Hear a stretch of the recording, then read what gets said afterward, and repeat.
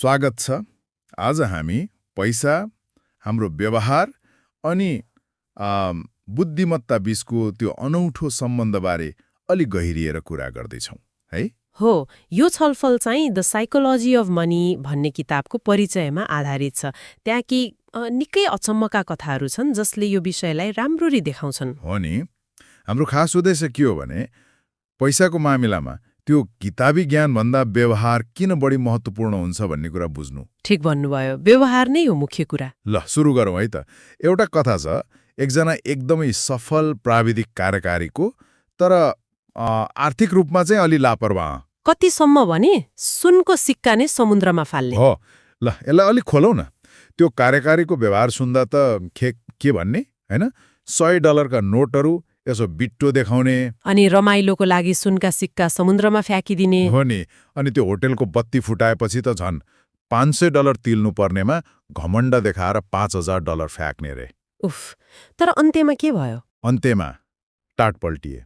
अब यो अलि अनौठो लाग्छ नि होइन? यति चलाक, यति सफल मान्छे कसरी यस्तो अवस्थामा पुग्यो होला त? यहाँनिर कुरो अलिक गहिरो छ।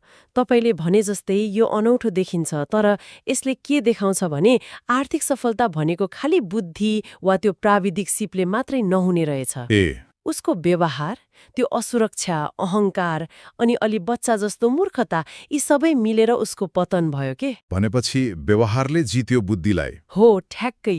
बौद्धिकता र वास्तविक आर्थिक नतिजा बीचको खाडल देखियो नि यहाँ। व्यवहारिक कमजोरीले जतिसुकै बाठो मान्छेलाई पनि डुबाउन सक्ने रहेछ। त्यो त डरलाग्दो खाडल रहेछ। तर अब ठिक उल्टो कथा पनि छ, हैन त? रोनाल्ड रिडको। रोनाल्ड रिड, उहाँ एक सामान्य चौकीदार अनि ग्यास स्टेशनमा काम गर्ने व्यक्ति। एकदमै साधारण जीवन, आम्दानी पनि त्यस्तो धेरै थिएन होला। थिएन, तर उहाँले के गर्नुभयो भने थोरै थोरै पैसा बचाएर दशकौंसम्म लगानी गरिरहनुभयो, निरन्तर।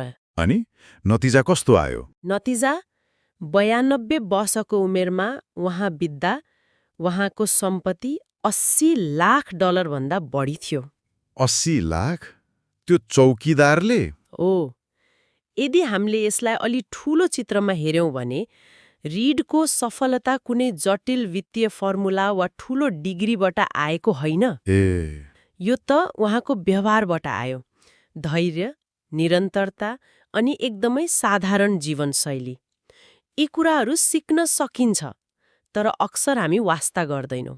कस्तो अचम्म, मतलब कुनै सर्टकट छैन हैन? खालि निरन्तरता र अनुशासन। त्यो प्राविधिकको क्षणिक चमक धमक भन्दा कति फरक? एकदमै फरक। यसले त हाम्रो त्यो परम्परागत सोचाइ कि पैसा कमाउन ठूलै ज्ञान चाहिन्छ भन्नेलाई नै चुनौती दिन्छ नि। हो नि। अनि यो चुनौती अझै स्पष्ट हुन्छ जब हामी रिचर्ड फुस्कोनको कथा हेर्छौं। हो, रिचर्ड फुस्कोन। यहाँनिर कुरो झन रोचक हुन्छ। हार्वर्ड पढेको हैन, मेरी लिन्चमा ठूलै पदमा पुगेको वित्त कार्यकारी। वित्तीय ज्ञानको हिसाबले त उनी रोनाल्ड रिड भन्दा कता हो कता अगाडि। तर के भयो त? तर उनले असाध्यै धेरै ऋण लिए, एकदम विलासी जीवन, त्यो 11वटा बाथरूम, 2टा लिफ्ट, 2टा पोखरी भएको ठूलो घर। अनि 2008 को त्यो वित्तीय सङ्कट आयो नि, त्यसले उनलाई नराम्ररी डुबायो। उनी पनि टाट पल्टिए। भनेपछि हार्वर्डको डिग्रीले पनि बचाएन?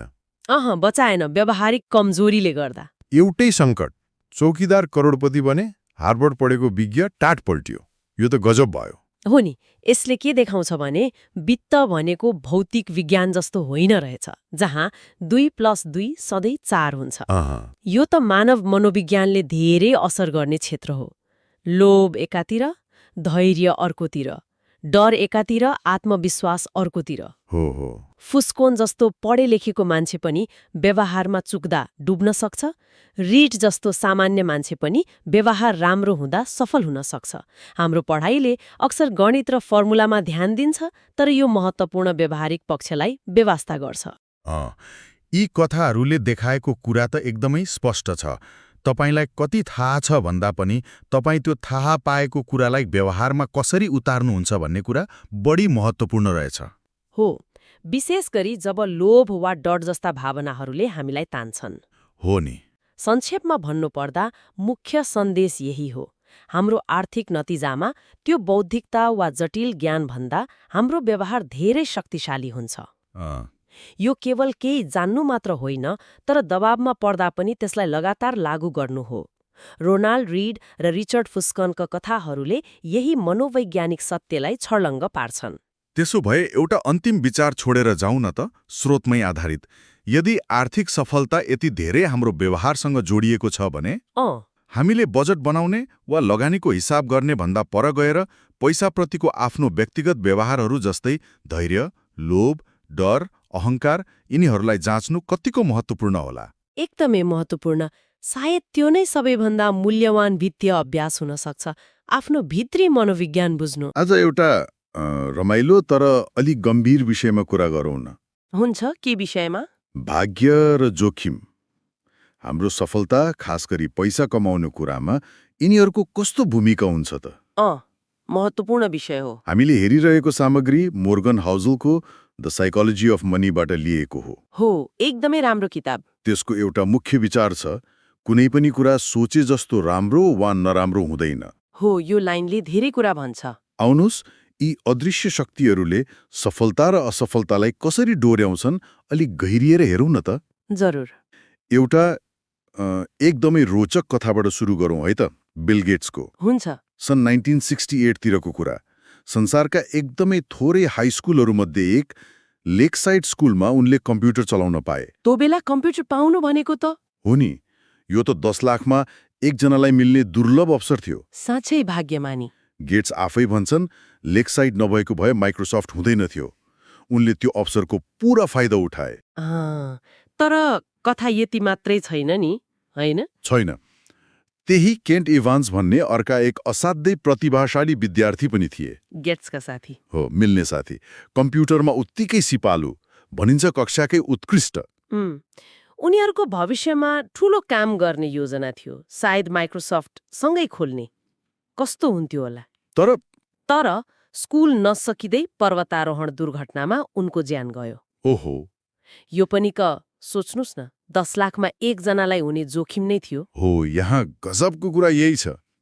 एउटै परिस्थिति, एउटै विद्यालय, उस्तै प्रतिभा, तर परिणाम ठिक उल्टो। बिल गेट्सले 10 लाखमा एक भाग्य पाए, केन्ट इभान्सले 10 लाखमा एक जोखिम भोगे। त्यही त। यसले के देखाउँछ भने, हेर्नुस्, हरेक नतिजा हाम्रो मेहनतले मात्रै निर्धारण हुँदैन। बिल्कुल। कहिलेकाहीँ हाम्रो नियन्त्रण बाहिरका घटनाहरूले जानी जानी गरेका कामभन्दा बढी असर पार्छन्। संसार यति जटिल छ। हो नि, तर फेरि सफलतामा भाग्य कति थियो, असफलतामा जोखिम कति थियो भनेर नाप्न साह्रै गाह्रो। एकदम गाह्रो।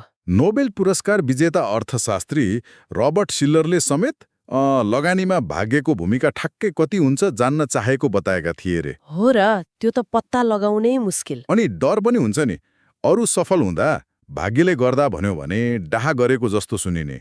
आफ्नो सफलता भाग्यले भयो भन्यो भने फेरि खल्लो लाग्ने। हो, त्यो पनि छ। अनि अर्को कुरा, हामी अरू असफल हुँदा उसले निर्णय नै गलत गर्यो भनिहाल्छौँ नि। प्राय त्यस्तै हुन्छ। तर आफू असफल भयो भने जोखिमले गर्दा हो, परिस्थिति नै त्यस्तो भयो भन्छौँ।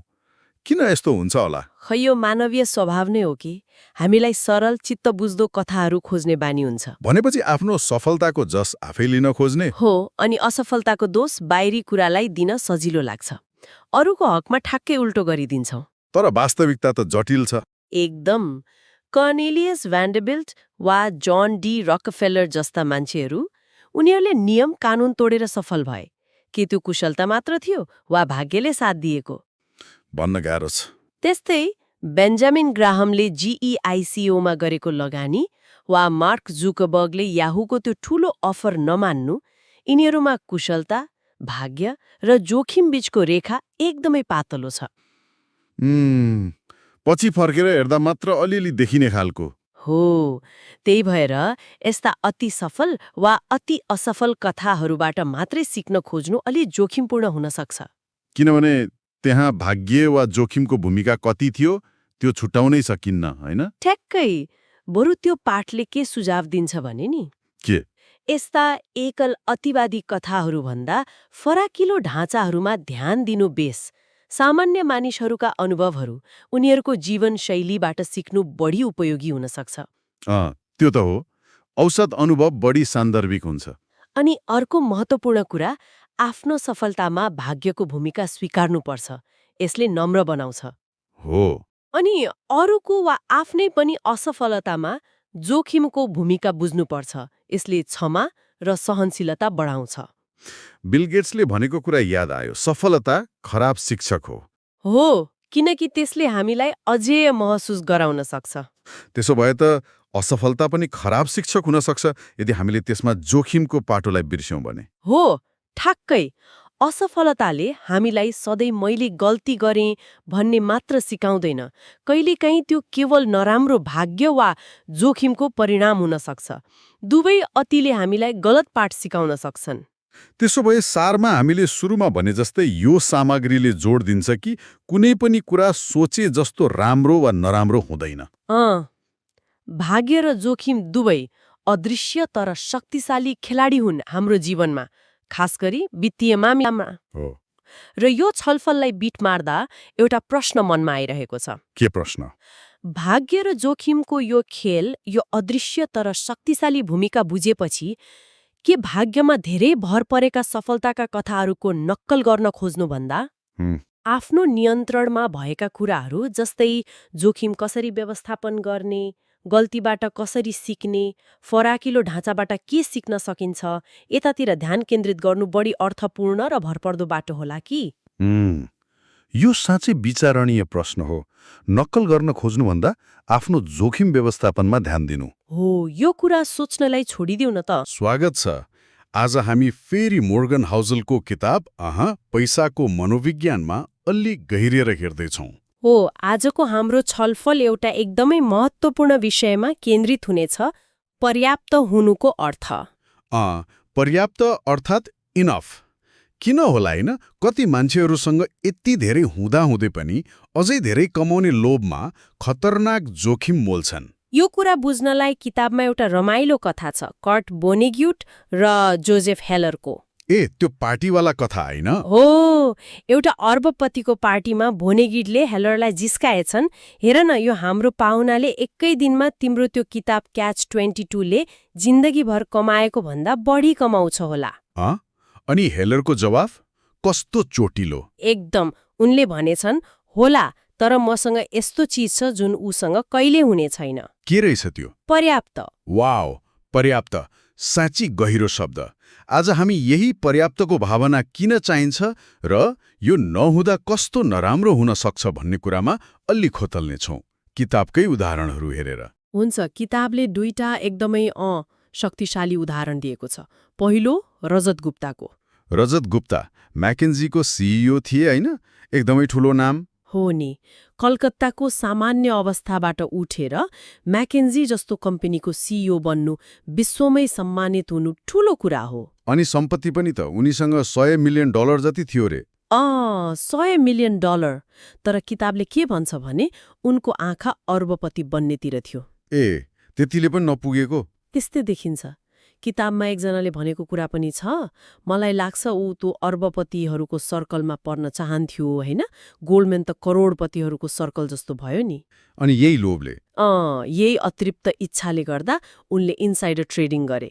मतलब कम्पनीको भित्री सूचनाको आधारमा शेयर किनबेच, जुन गैर कानुनी हो। वारन बफेटले गोल्डमनमा लगानी गर्ने कुरा चुहाएको हैन? हो, त्यही काण्डमा उनी फसे अनि सबै सकियो। प्रतिष्ठा, करियर, स्वतन्त्रता सब गुम्यो। हेर्नुस् त, पर्याप्त नहुँदा के हुँदो रहेछ। डर लाग्दो त।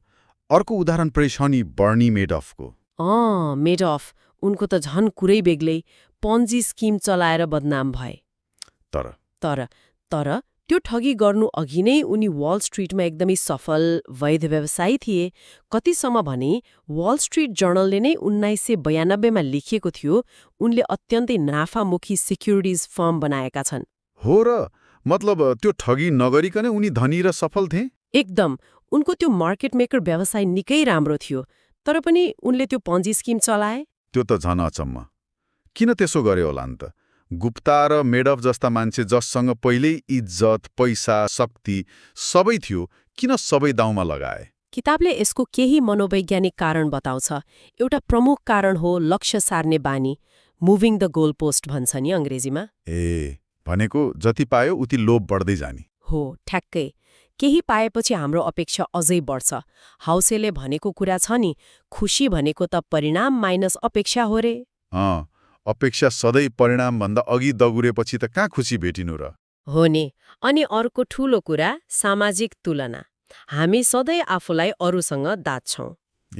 हो, त्यो त कहिल्यै नसकिने दौड भयो नि।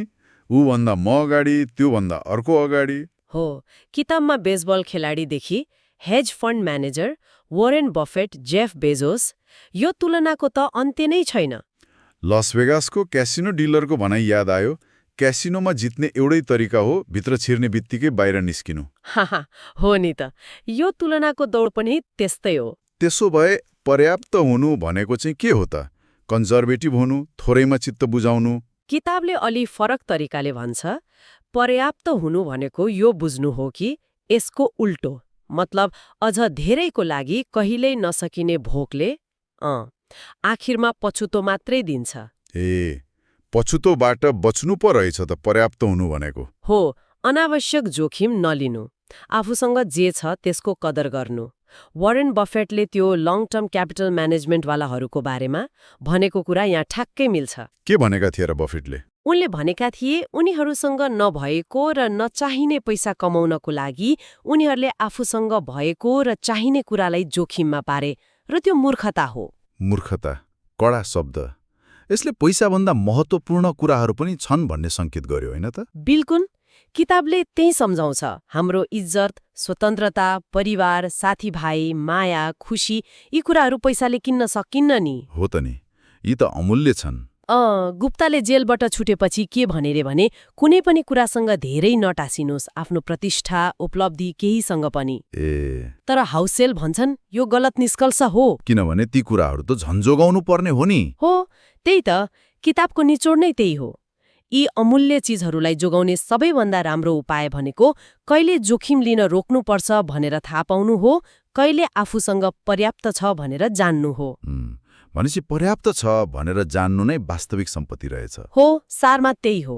आजको छलफलबाट के बुझियो भने यो पर्याप्त भन्ने कुरा बुझ्नु र मनन गर्नु पैसाको लागि मात्र होइन, जिन्दगीका अरू महत्त्वपूर्ण कुराहरू जस्तै हाम्रो इज्जत, सम्बन्ध, स्वतन्त्रता, मनको शान्ति, यिनीहरूलाई जोगाउन पनि एकदमै जरुरी रहेछ। हो नि त, नत्र त्यो सामाजिक तुलना र कहिल्यै नसकिने लोभको दौडले त गुप्ता र मिरफको जस्तै विनाश निम्त्याउन सक्छ। ठिक भन्नुभयो। र अन्त्यमा एउटा कुरा सोच्न छोडेर जाउँ न त। हाउसेलले के सङ्केत गर्छन् भने यो पर्याप्तको भावना विकास गर्ने र आर्थिक सुरक्षा पाउने एउटा एकदमै सरल तर शक्तिशाली तरिका छ रे। सरल तरिका? जसको लागि गुप्ता वा मिरोफले जस्तो खतरनाक जोखिम लिनु पर्दैन। यसको बारेमा अर्को अध्यायमा कुरा आउँछ। त्यो सरल तरिका के होला त? त्यही सोच्दै गरौँ न त अर्को पटकसम्म। वारेन बफेटको बारेमा एउटा अचम्म लाग्दो कुराबाट सुरु गरौँ न त।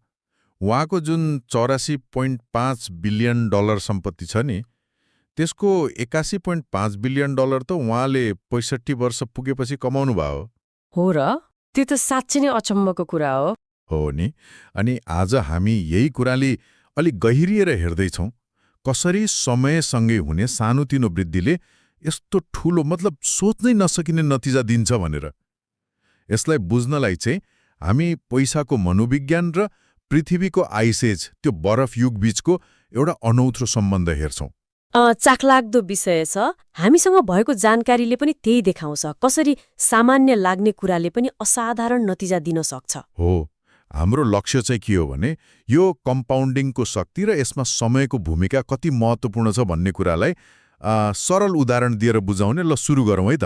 पहिला बरफ युगतिरै जाउँ न। वैज्ञानिकहरूलाई के थाहा छ भने पृथ्वी पहिले धेरै पटक हिउँले ढाकिएको थियो। सुरुमा त यसको कारण ठूल्ठूला घटना होला भन्ने सोचिन्थ्यो, जस्तै पहाड बनेको वा ज्वालामुखीहरू। तर त्यो कुराले बरफयुग किन नियमित रूपमा दोहोरिन्छ भन्ने चाहिँ त्यो व्याख्या गर्न सकेन। हो, त्यहाँनिर अलिकति गडबड भयो। वास्तविक व्याख्या अलि फरक छ। एकजना सर्बियाली वैज्ञानिक हुनुहुन्थ्यो, मिलुटिन मिलान्कोभिच। उहाँले के पत्ता लगाउनु भयो भने त्यो सूर्य र चन्द्रमाको गुरुत्वाकर्षणले गर्दा पृथ्वीको घुमाइ अनि सूर्यतिरको झुकावमा केही सानो तर लगातार परिवर्तन आउँछ रे। ए, सानो परिवर्तनले? हो, अनि पछि एकजना रुसी मौसमविद भ्लादिमिर कोपेनले यसमा अर्को एउटा महत्त्वपूर्ण कुरा थप्नुभयो। यहाँनिर चाखलाग्दो कुरा के छ भने बरफयुग सुरु हुनलाई असाध्यै चिसो जाडो चाहिँदैन रे, बरु गर्मी चाहिँ पर्याप्त न्यानो हुनु हुँदैन रे। पर्याप्त न्यानो नहुने गर्मी, त्यो कसरी? सुन्दा अलि अनौठो लाग्यो नि। लाग्छ। के यति सानो कुराले पुरै पृथ्वीलाई हिउँले ढाक्न सक्छ त? हो नि, सक्छ। यही त हो कम्पाउन्डिङको कमाल भनेको। यस्तो हुन्छ कि जब गर्मीमा अघिल्लो जाडोको सबै हिउँ पग्लिँदैन नि, त्यो अर्को वर्षको लागि बेस बन्छ। ए, बेस बन्ने हो, अनि अर्को जाडोमा त्यसमाथि झन धेरै हिउँ थपिन्छ। त्यो नपग्लिएको हिउँले सूर्यको प्रकाशलाई बढी फर्काउँछ। रिफ्लेक्ट गर्छ। हो, रिफ्लेक्ट गर्छ। त्यसले सतहलाई झन चिसो बनाउँछ अनि अर्को गर्मीमा हिउँ पग्लिन झन गाह्रो हुन्छ। यो क्रम वर्षौंसम्म चलिरहन्छ। सानो सुरुवातले नै पछि गएर पुरै बरफको ठूलो तह बनाउँछ। बाफ्रे। हो, एकजना ग्लेसियरोलजिस्ट हुनुहुन्छ ग्वेन शुल्ज। उहाँले भन्नुभएको छ, बरफ जम्नु भनेको कति हिउँ पर्यो भन्नेले मात्र होइन, बरु पहिले जमेको थोरै हिउँ कति टिक्छ भन्नेले फरक पार्छ। भनेपछि सानो तर लगातारको प्रभावले ठूलो नतिजा दिने रहेछ। वाह, यो त लगानीको कम्पाउन्डिङ जस्तै सुनिन्छ नि त। सानो पैसा पनि नियमित बढ्दै गएपछि ठूलो हुन्छ नि। बिल्कुल।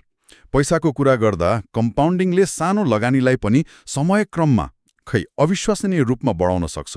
तर यो कुरा सजिलै पत्याउन गाह्रो हुन्छ। हाम्रो दिमागले प्राय सीधा हिसाबले सोच्छ, लिनियर तरिकाले। हो त, घाताङ्कीय मतलब एक्सपोनेन्शियल रूपमा बढ्ने कुरा ठम्याउन गाह्रो हुन्छ। जस्तो 8 + 8 + 8 जोड्दै जान सजिलो लाग्छ। तर 8 × 8 × 8 गर्दै जाँदा कति छिटो बढ्छ भनेर अन्दाज लगाउन चाहिँ गाह्रो हुन्छ, होइन? हो नि। अब फेरि वरेन बफेटकै कुरा गरौँ न। उहाँको सफलताको रहस्य उहाँ एकदमै राम्रो लगानीकर्ता भएर मात्र होइन। उहाँ लामो समयसम्म झण्डै 75 वर्षदेखि लगातार राम्रो लगानीकर्ता भइरहनु हो। 75 वर्ष, त्यो त लामो समय हो। हो, सोच्नुस् त, यदि उहाँले 30 वर्षमा सुरु गरेर 60मै रिटायर हुनुभयो भए आज उहाँको $84.5 बिलियन को सट्टा जम्मा $11.9 मिलियन मात्र हुन्थ्यो रे। यत्रो थोरै? हो, मतलब उहाँको लगभग 99.9% सम्पत्ति त अन्तिम केही दशकमा मात्रै बनेको रहेछ। यहाँ साँच्चै रोचक कुरा छ। उहाँको गोप्य फर्मुला भनेकै समय रहेछ। बिल्कुल। अनि यसलाई अर्को एकजना एकदमै प्रतिभाशाली लगानीकर्ता जिम साइमन्ससँग तुलना गर्दा यो कुरा झन छर्लङ्ग हुन्छ। Gym Simons, has fund manager. त्यो भनेको त बफेटको 22% भन्दा 3 गुणा बढी हो। 66%। त्यो त अविश्वसनीय हो। हो नि।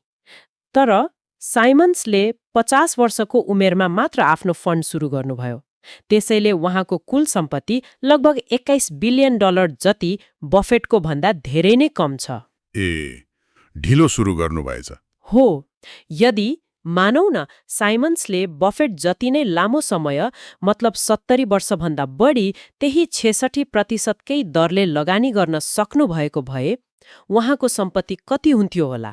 त्यो अङ्क त उच्चारण गर्न पनि गाह्रो छ। $63,900,000,000,000। के भन्नुभयो? क्विन्टिलियन? त्यो त कति हो कति? हो, अकल्पनीय। यसलाई ठूलो चित्रमा हेर्दा समयको शक्ति कस्तो हुन्छ भन्ने देखिन्छ नि।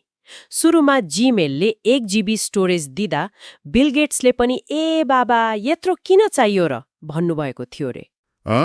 मैले नि सुनेको थिएँ त्यो। हो नि, त्यो एक्सपोनेन्शियल वृद्धिले हाम्रो अनुमानलाई सधैँ जित्दिन्छ के। त्यसो भए यो सबैको निचोड के हो त? सारमा भन्नुपर्दा राम्रो लगानी गर्नु भनेको सबैभन्दा धेरै रिटर्न खोज्नु मात्रै होइन रहेछ। होइन, बरु यस्तो राम्रो रिटर्न खोज्नु हो जुन चाहिँ लामो समयसम्म टिकाउन सकियोस्, होइन त? एकदम सही कुरा। सायद लगानीको बारेमा सबैभन्दा उपयोगी सल्लाह भएको किताबको नाम यस्तो हुनुपर्छ, चुप लाग्नुहोस् र पर्खनुहोस्। त्यो त हो नि मुख्य सन्देश त यही हो कम्पाउन्डिङको असली शक्ति धैर्य र समयमा लुकेको छ जसलाई हामीले अक्सर कम आँकिरहेका हुन्छौं चाहे त्यो बरफयुग बन्ने कुरा होस् वा अथाह पैसा कमाउने कुरा यसले एउटा महत्त्वपूर्ण प्रश्न पनि उब्ज्याउँछ हामीले सोच्नुपर्ने कुरा हाम्रो जीवनका अरू कुन कुन क्षेत्रमा जस्तै सिप विकास होला सम्बन्ध बनाउने कुरा होला वा समाज परिवर्तनकै कुरा यस्तै नदेखिने तर शक्तिशाली कम्पाउन्डिङका नियमहरूले काम गरिरहेका होलान् जसलाई हामीले सायद वास्ता गरिरहेका छैनौं। स्वागत छ। आज हामी यो द साइकोलोजी अफ मनी किताबको एउटा निकै चाखलाग्दो भाग हेर्दैछौँ।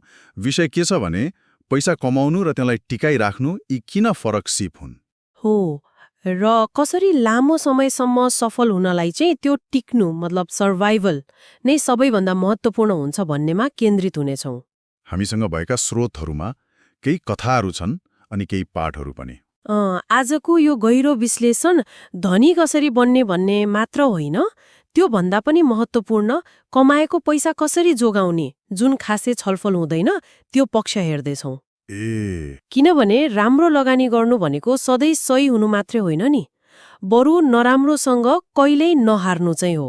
स्रोतमा त के भन्छ भने धनी बन्ने हजारौं तरिका होलान् तर धनी रहिरहने त्यसको लागि एउटै उपाय छ अरे खर्च कम गर्नु र अलिकति डराएर बस्नु हो पारानोया जस्तै। भनेपछि त कमाउने र जोगाउने सोचाइ नै पुरै फरक भयो नि। बिल्कुल कमाउनलाई आँट चाहियो आशा चाहियो जोखिम लिनु पर्यो तर कमाएको कुरा जोगाउनलाई ठिक उल्टो नम्र हुनु पर्यो अनि मैले कमाएको सबै भोलि नै स्वाहा हुन सक्छ भन्ने हल्का डर। यो डरले होशियार बनाउँछ।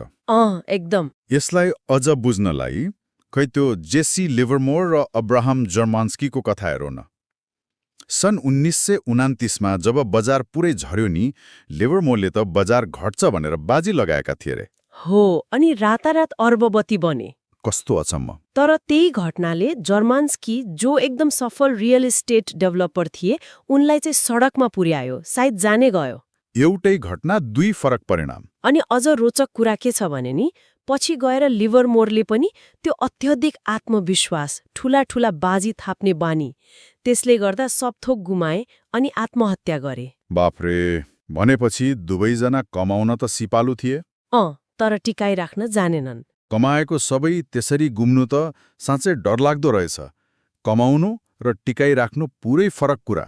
त्यसो भए वारेन बफेट जस्ता मान्छे कसरी सफल भए त कसरी टिके उनी? बफेटको कथामा नि उनले के गरे भन्दा पनि उनले के गरेनन् भन्ने कुरा महत्त्वपूर्ण छ। के गरेनन् त? उनले कहिले नचाहिने ऋण लिएनन् बजार घट्दा आत्तिएर बेचेनन् आफ्नो प्रतिष्ठा आफ्नो इज्जतमा दाग लाग्न दिएनन् अनि वर्षौंसम्म टिकिरहे। मतलब उनको सफलताको रहस्य नै टिक्नु भयो। हो सर्भाइभल। उनका पुराना एकजना पार्टनर थिए रिक गेरिन। उनी पनि बफेट जत्तिकै चलाक थिए रे तर अलि हतार गर्थे। 1973-74 तिर बजार घट्दा नि उनले धेरै मार्जिन लोन लिएका थिए। मार्जिन लोन मतलब आफ्नो लगानी धितो राखेर अझै पैसा सापटी लिएर लगानी गरेका थिए अनि बजार घटेपछि तिर्न सकेनन्। ओहो अनि आफ्नो बर्कशायर स्टक एकदम सस्तोमा बेच्नु पर्यो। बफेट र चार्ली मङ्गर चाहिँ टिके। हेर्नुस् त आज कहाँ छन्। सेक्युवा क्यापिटलका माइकल मोरिट्स त के भन्छन् भने कम्पनी डुब्छ कि भन्ने निरन्तर डरले नै उनीहरूलाई सफल बनाएको हो रे। भनेपछि टिक्नु नै सबैभन्दा ठूलो कुरा रहेछ। किन होला यो यति महत्त्वपूर्ण? किनभने त्यो कम्पाउन्डिङ होइन चक्रवृद्धि ब्याजको जादु त्यसले काम गर्न समय लाग्छ धेरै समय। हो त। त्यसैले ठूलो नाफा कमाउने सपना देख्नु भन्दा नि आर्थिक रूपमा कहिल्यै नभाचिने गरी बलियो बन्नु चाहिँ बढी महत्त्वपूर्ण छ।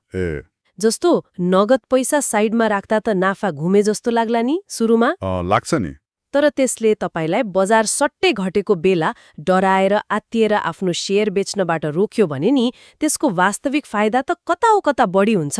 सही हो। योजना बनाउन त पर्यो तर त्योभन्दा महत्त्वपूर्ण कुरा के हो भने योजना अनुसार नहुँदा के गर्ने भनेर पनि योजना बनाउनुपर्छ। त्यसैलाई मार्जिन अफ सेफ्टी भनेको हो त्यही हो सुरक्षाको मार्जिन। यो मार्जिन अफ सेफ्टी किन यति महत्त्वपूर्ण छ भन्ने कुरा त सायद त्यो लगानीमा सफलता कसरी आउँछ भन्ने अर्को रोचक पक्षले झन प्रष्ट पार्ला। तपाईले सायद लामो पुच्छरको प्रभाव टेल्स ड्राइभ एभ्रिथिङको कुरा गर्दै हुनुहुन्छ। ओ ठिक त्यही। लगानीमा के हुन्छ भने नि धेरै जसो नतिजा, त्यो पनि ठूलो खालको, एकदम थोरै घटनाहरूले ल्याउँछन्। यिनै हुन् टेल इभेन्ट। कस्तो हुन्छ त्यो उदाहरण दिनुस् न। जस्तो भेन्चर क्यापिटलमा हेर्नुस् न, उनीहरूले लगानी गरेका 65% कम्पनी त डुब्छन्। 65% धेरै रहेछ त। हो, तर बाँकी थोरै मध्ये सायद 0.5% जतिले 50 गुणा वा त्योभन्दा बढी कमाइदिन्छन्, अनि तिनैले पुरै लगानीको नासा धान्दिन्छन्। यो ठूला पब्लिक कम्पनीमा पनि लागू हुन्छ। रसेल 3000 इन्डेक्स भन्ने छ नि अमेरिकामा, सुनेको छु। त्यसमा भएका 40% कम्पनीले त उल्टै आफ्नो मूल्य गुमाए, तर केवल 7% कम्पनीको प्रदर्शन यति राम्रो भयो कि तिनले पुरै इन्डेक्सको नाफा दिलाए। 7%ले मात्रै? ओहो, सोच्नुस् त, डिज्नीको स्नो व्हाइट फिल्म, अमेजनको प्राइम र AWS, एप्पलको आइफोन, यी सबै टेल इभेन्ट हुन् जसले कम्पनीलाई नै कायापलट गरिदिए। यसको मतलब त धेरै कुरामा असफल हुनु त सामान्य रहेछ, अनि त्यसलाई स्वीकार्नु पर्यो होइन त? हामी त खालि सफल भएका कुरा मात्रै देख्छौँ नि त। हो नि, जेफ बेजोसको त्यो फायर फोन चलेन नि, पुरै फ्लप भयो। त्यसपछि उनले के भनेका थिए रे भने, हामी अझै ठूला असफलतामा काम गर्दैछौँ। ठूला असफलता। अनि नेटफ्लिक्सका रिड हेस्टिङ्सले पनि भनेका थिए रे, हाम्रो हिट हुने दर अलि बढी नै भयो, हामीले अझै जोखिम लिनुपर्छ। भनेपछि असफलताबाट डराउनु भएन? डराउनु भएन। संसारकै सबैभन्दा राम्रो लगानीकर्ता पनि आधा समय त गलत हुन सक्छन्। वारेन बफेटले 100औं स्टक किने होलान्, तर उनको धेरैजसो सम्पत्ति 10वटा जतिबाटै बनेको हो। महत्त्वपूर्ण कुरा के हो भने तपाईँ कति पटक सही हुनुभयो भन्ने होइन, बरु सही हुँदा कति कमाउनु भयो र गलत हुँदा कति गुमाउनु भयो, त्यो चाहिँ महत्त्वपूर्ण हो। मतलब एउटा ठूलो सफलताले धेरै साना असफलतालाई पूर्ति गर्न सक्छ। हो, असफलता अन्त्य होइन, यो त प्रक्रियाको एउटा भाग मात्र हो। आजको यो कुराकानीबाट के बुझ्यो भने नि, पैसा कमाउने सिप र त्यसलाई टिकाइराख्ने सिप त साँच्चीकै फरक रहेछ, आकाश पतालको फरक। हो, टिकाइराख्नलाई धैर्य चाहियो, नम्रता चाहियो, अनि आधी बेरी आउँदा पनि नढल्ने क्षमता चाहियो। एकदम। अनि सफलता भनेको 100औं हजारौं प्रयासपछि आउने एका ठूला उपलब्धिहरूमा टिकेको हुँदो रहेछ, ती टेल इभेन्टहरूमा। सही हो। र अब यो छलफललाई बिट मार्दा एउटा प्रश्नमा सोच्न सकिन्छ कि यदि ठूला सफलताहरूले नै धेरै असफलताहरूलाई ढाक्छन् भने हामीले आफ्नो पैसा लगानी गर्ने तरिकामा होस् वा आफ्नो करियरमा जोखिम र असफलतालाई हेर्ने दृष्टिकोण नै बदल्नुपर्ने हो कि? नमस्कार, आज हामी पैसा, समय र खुसी यिनीहरू बीचको सम्बन्धबारे अलिक गहिरिएर कुरा गर्दैछौँ है। हो, हामीसँग केही स्रोतहरू छन् जसले पैसाको खास मूल्य के हो भन्नेमा एकदमै रोचक कुराहरू भन्छन्। हाम्रो मुख्य उद्देश्य चाहिँ के हो भने पैसाले कसरी समयमाथि नियन्त्रण दिन्छ र त्यो नियन्त्रण नै खुसीको आधार कसरी बन्न सक्छ भनेर खोतल्नु हो। बिल्कुल, यसका लागि हामी केही लेख अनि अनुसन्धानका निष्कर्षहरू हेर्दैछौँ। अब खुसी आफैमा अलि जटिल विषय त हो नि, तर मिशिगन विश्वविद्यालयका मनोवैज्ञानिक एङ्गस क्याम्पवेलको अनुसन्धानले एउटा छाकलाग्दो कुरा देखाएको छ। के रहेछ त्यो? उहाँका अनुसार नि खुसीको सबैभन्दा भरपर्दो कारक चाहिँ आफ्नो जीवनमाथि नियन्त्रण छ भन्ने त्यो बलियो भावना हो। मतलब तलब, घर कत्रो छ वा पद भन्दा पनि बढी महत्त्वपूर्ण। नियन्त्रणको भावना, त्यो त निकै महत्त्वपूर्ण कुरा पो हो। भनेपछि पैसाले किन्ने सामान भन्दा त्यसले दिने त्यो स्वतन्त्रता बढी मूल्यवान भयो होइन त? हो, जस्तो कि थोरै पैसा हुँदा पनि बिरामी पर्दा कामबाट छुट्टी लिन सक्ने अवस्था हुनु, वा जागिर गयो भने पनि हतारमा जे पायो त्यही नगरी अलि सोचेर राम्रो काम खोज्ने समय पाउनु, यो त जीवनमै ठूलो फरक पार्ने कुरा हो नि। एकदम। पैसाको सबैभन्दा ठूलो तर हामीले खासै ध्यान नदिने फाइदा नै यही हो, यसले समयमाथि नियन्त्रण दिन्छ। तर जब यो नियन्त्रण हुँदैन नि, त्यो बेला के हुन्छ? स्रोतमा लेखकले आफ्नो एउटा अनुभव सुनाउनु भएको छ। इन्भेस्टमेन्ट ब्याङ्किङमा इन्टर्न गर्दाको काम त उहाँलाई एकदम मन परेको थियो रे। हो र? तर समस्या के भयो भने 24 घण्टा जति बेला पनि बोलाउँदा उपलब्ध हुनुपर्ने, आफ्नो समय तालिकामाथि अलिकति पनि नियन्त्रण थिएन, अनि त्यही कारणले त्यो काम नै घृणा लाग्दो जस्तो बन्यो। तलब त राम्रै थियो होला नि? थियो, तर त्यो नियन्त्रण गुम्दाको अनुभव, यसलाई मनोविज्ञानीहरू रियाक्टेन्स भन्छन् रे। रियाक्टेन्स त्यो भनेको के हो अलि? त्यो भनेको नि, जब हाम्रो छनौटको स्वतन्त्रता खोसिन्छ, जस्तो कि आफ्नो समयमाथिको नियन्त्रण नहुँदा हामीलाई त्यो कुरा मन पर्दैन, चाहे त्यो काम जतिसुकै राम्रो किन नहोस्। नियन्त्रण गुमेको महसुस हुनासाथ त्यसप्रति एक किसिमको नकारात्मक भावना जाग्छ। ए बुझे। यो नियन्त्रणकै कुराले मलाई अर्को एउटा विचार आयो। मान्छेहरू प्राय अरूलाई देखाउन, प्रभावित पार्न महँगो सामान किन्छन् नि, तर के त्यसले साँच्चै काम गर्छ त? स्रोतमायालाई गाडीमा मान्छेको विरोधाभास भनिएको छ। कस्तो विरोधाभास हो यो? यो निकै रमाइलो अवलोकन हो। कुरो के भने नि, जब हामी कसैलाई एकदमै राम्रो महँगो गाडी हाँकेर गएको देख्छौँ नि, हामी त्यो चालक कति सफल होला, कस्तो होला भनेर खासै सोच्दैनौँ रे के। ए अनि के सोच्छौँ त? बरु हामी सोच्छौँ, आहा यस्तो गाडी मसँग भएको भए त मान्छेले मलाई कस्तो गजबको ठान्थे होलान् भनेर। मतलब हामी अरूको सम्पत्तिलाई उनीहरूको तारिफ गर्न भन्दा पनि आफ्नै इच्छा पूरा गर्ने ऐना बनाउँछौँ। ओहो, कस्तो अचम्म! लेखकले पनि भ्यालेट पार्किङ गर्दा यस्तै अनुभव गरेछु भनेर लेखेका छन्। महँगो कार आउँदा उनी कारको डिजाइन, इन्जिनको आवाजको प्रशंसा गर्थे, तर चलाउने मान्छे को हो, कस्तो हो मतलबै हुँदैन थियो रे। ठ्याक्कै। यसको मतलब त सम्मान र प्रशंसा पाउन धन देखाउनुभन्दा नम्रता, दया, सहानुभूति जस्ता गुणहरू धेरै महत्त्वपूर्ण रहेछन्। एकदम सही। र यसले हामीलाई अर्को महत्त्वपूर्ण कुरामा पुर्याउँछ, धनी हुनु र सम्पत्तिवान हुनु बीचको फरक। हे, त्यो फरक छ र? छ नि। धनी हुनु भनेको चाहिँ हालको आम्दानीको स्तर हो। यो प्राय खर्चमा देखिन्छ। महँगो गाडी किन्यो, ठूलो घरमा बस्यो, यो बाहिर देखिन्छ। अनि सम्पत्तिवान हुनु नि? वास्तविक सम्पत्ति भनेको चाहिँ त्यो हो जुन देखिँदैन। त्यो आम्दानी जुन खर्च गरिएको छैन, बचत गरिएको छ, लगानी गरिएको छ, त्यो हो सम्पत्ति। ए, स्रोतमा यसलाई व्यायाम र खानासँग तुलना गरेको छ नि, त्यो मलाई निकै सान्दर्भिक लाग्यो। भन्नुस् न। व्यायाम गर्नु भनेको धनी देखिनु जस्तै भयो होइन? तर तौल घटाउनु, जुन चाहिँ सम्पत्ति बनाउनु जस्तै हो, त्यो त क्यालोरी घटाउनु जस्तै हो। त्यसको लागि अनुशासन चाहिन्छ, आत्मनियन्त्रण चाहिन्छ। त्यो बाहिरबाट देखिँदैन। एकदम सही तुलना।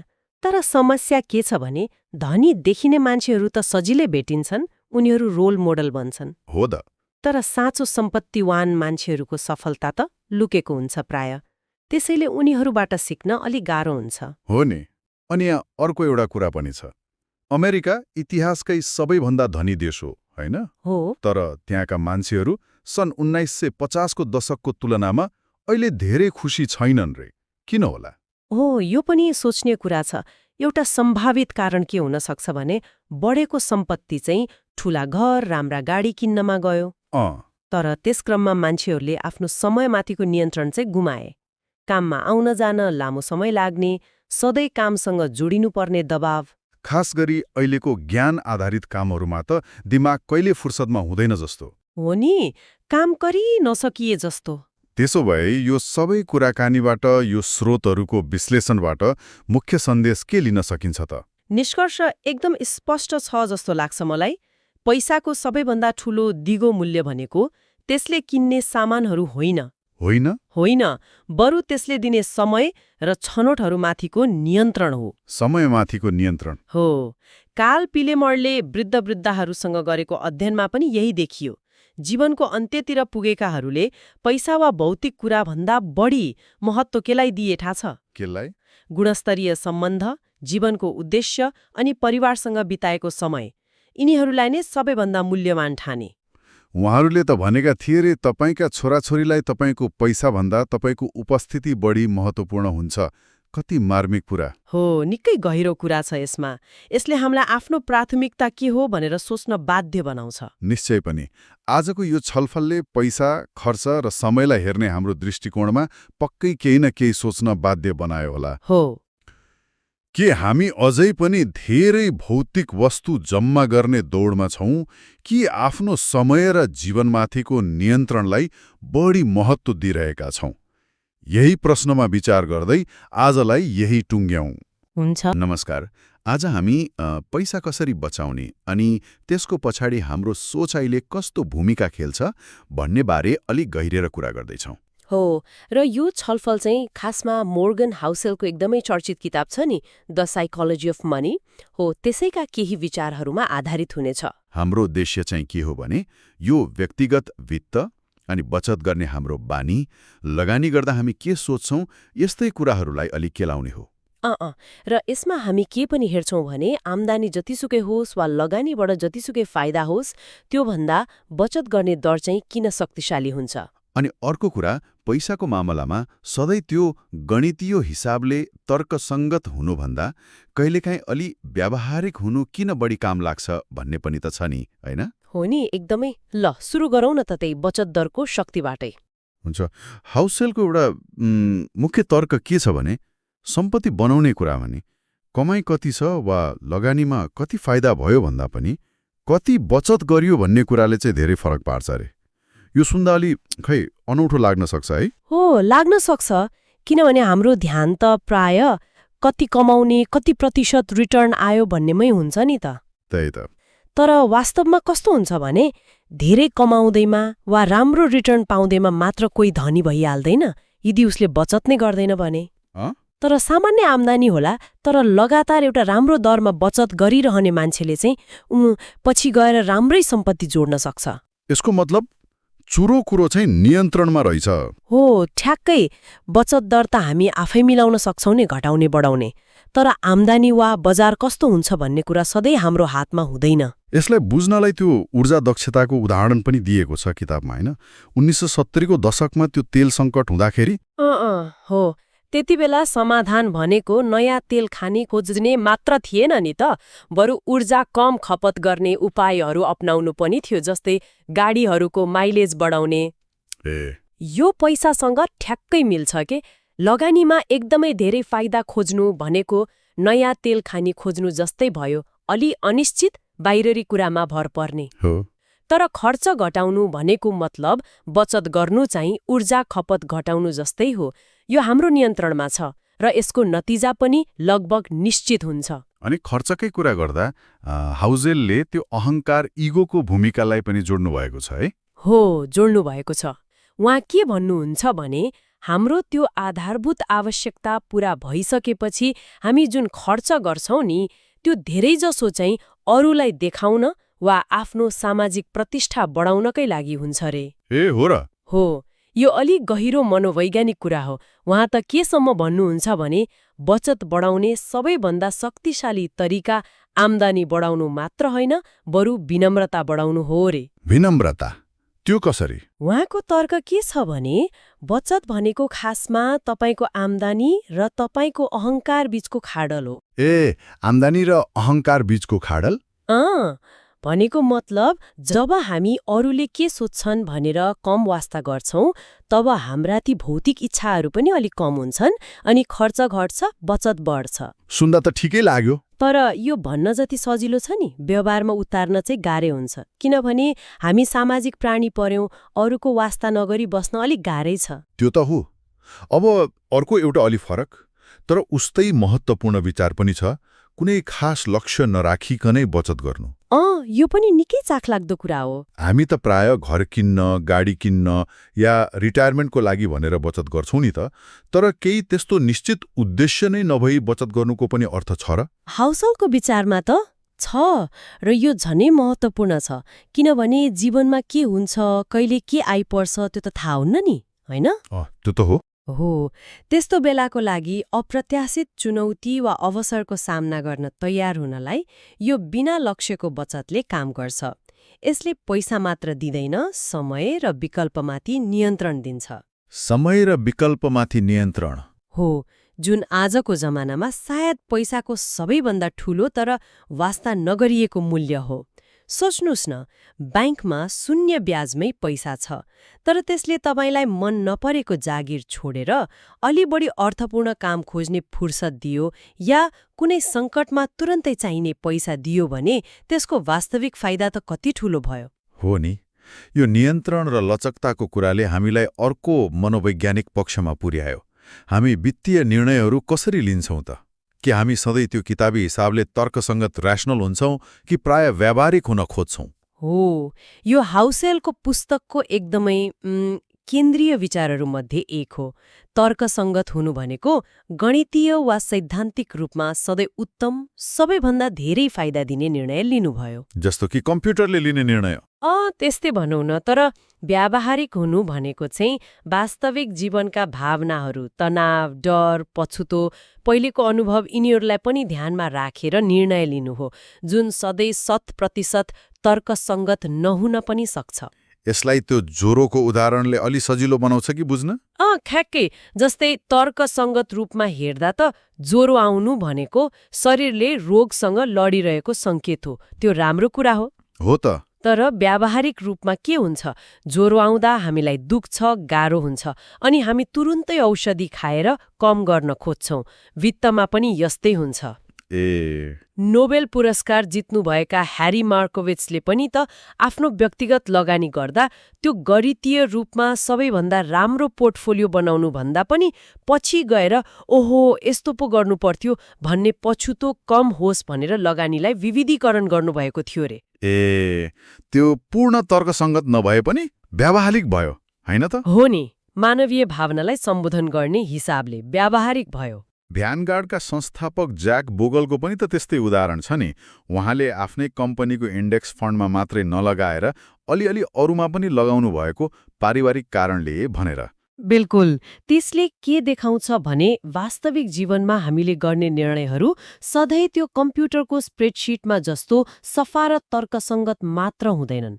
कहिलेकाहीँ व्यावहारिक हुनु, जस्तै आफूले गरेको लगानीसँग अलि भावनात्मक रूपमा सहज महसुस गर्नु, जसले गर्दा बजार घट्दा पनि नआत्तिकन टिक्न सकियोस्।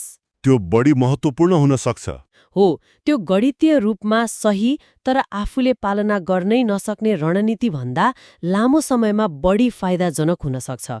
किनभने सबैभन्दा राम्रो रणनीति त आखिर त्यही हो नि, जुन तपाईँ गाह्रो पर्दा पनि निरन्तरता दिन सक्नुहुन्छ। एकदमै चित्त बुझ्दो कुरा। त्यसो भए आजको यो कुराकानीलाई बिट मार्दाखेरि एउटा प्रश्न चाहिँ सोच्न लायक रहेछ।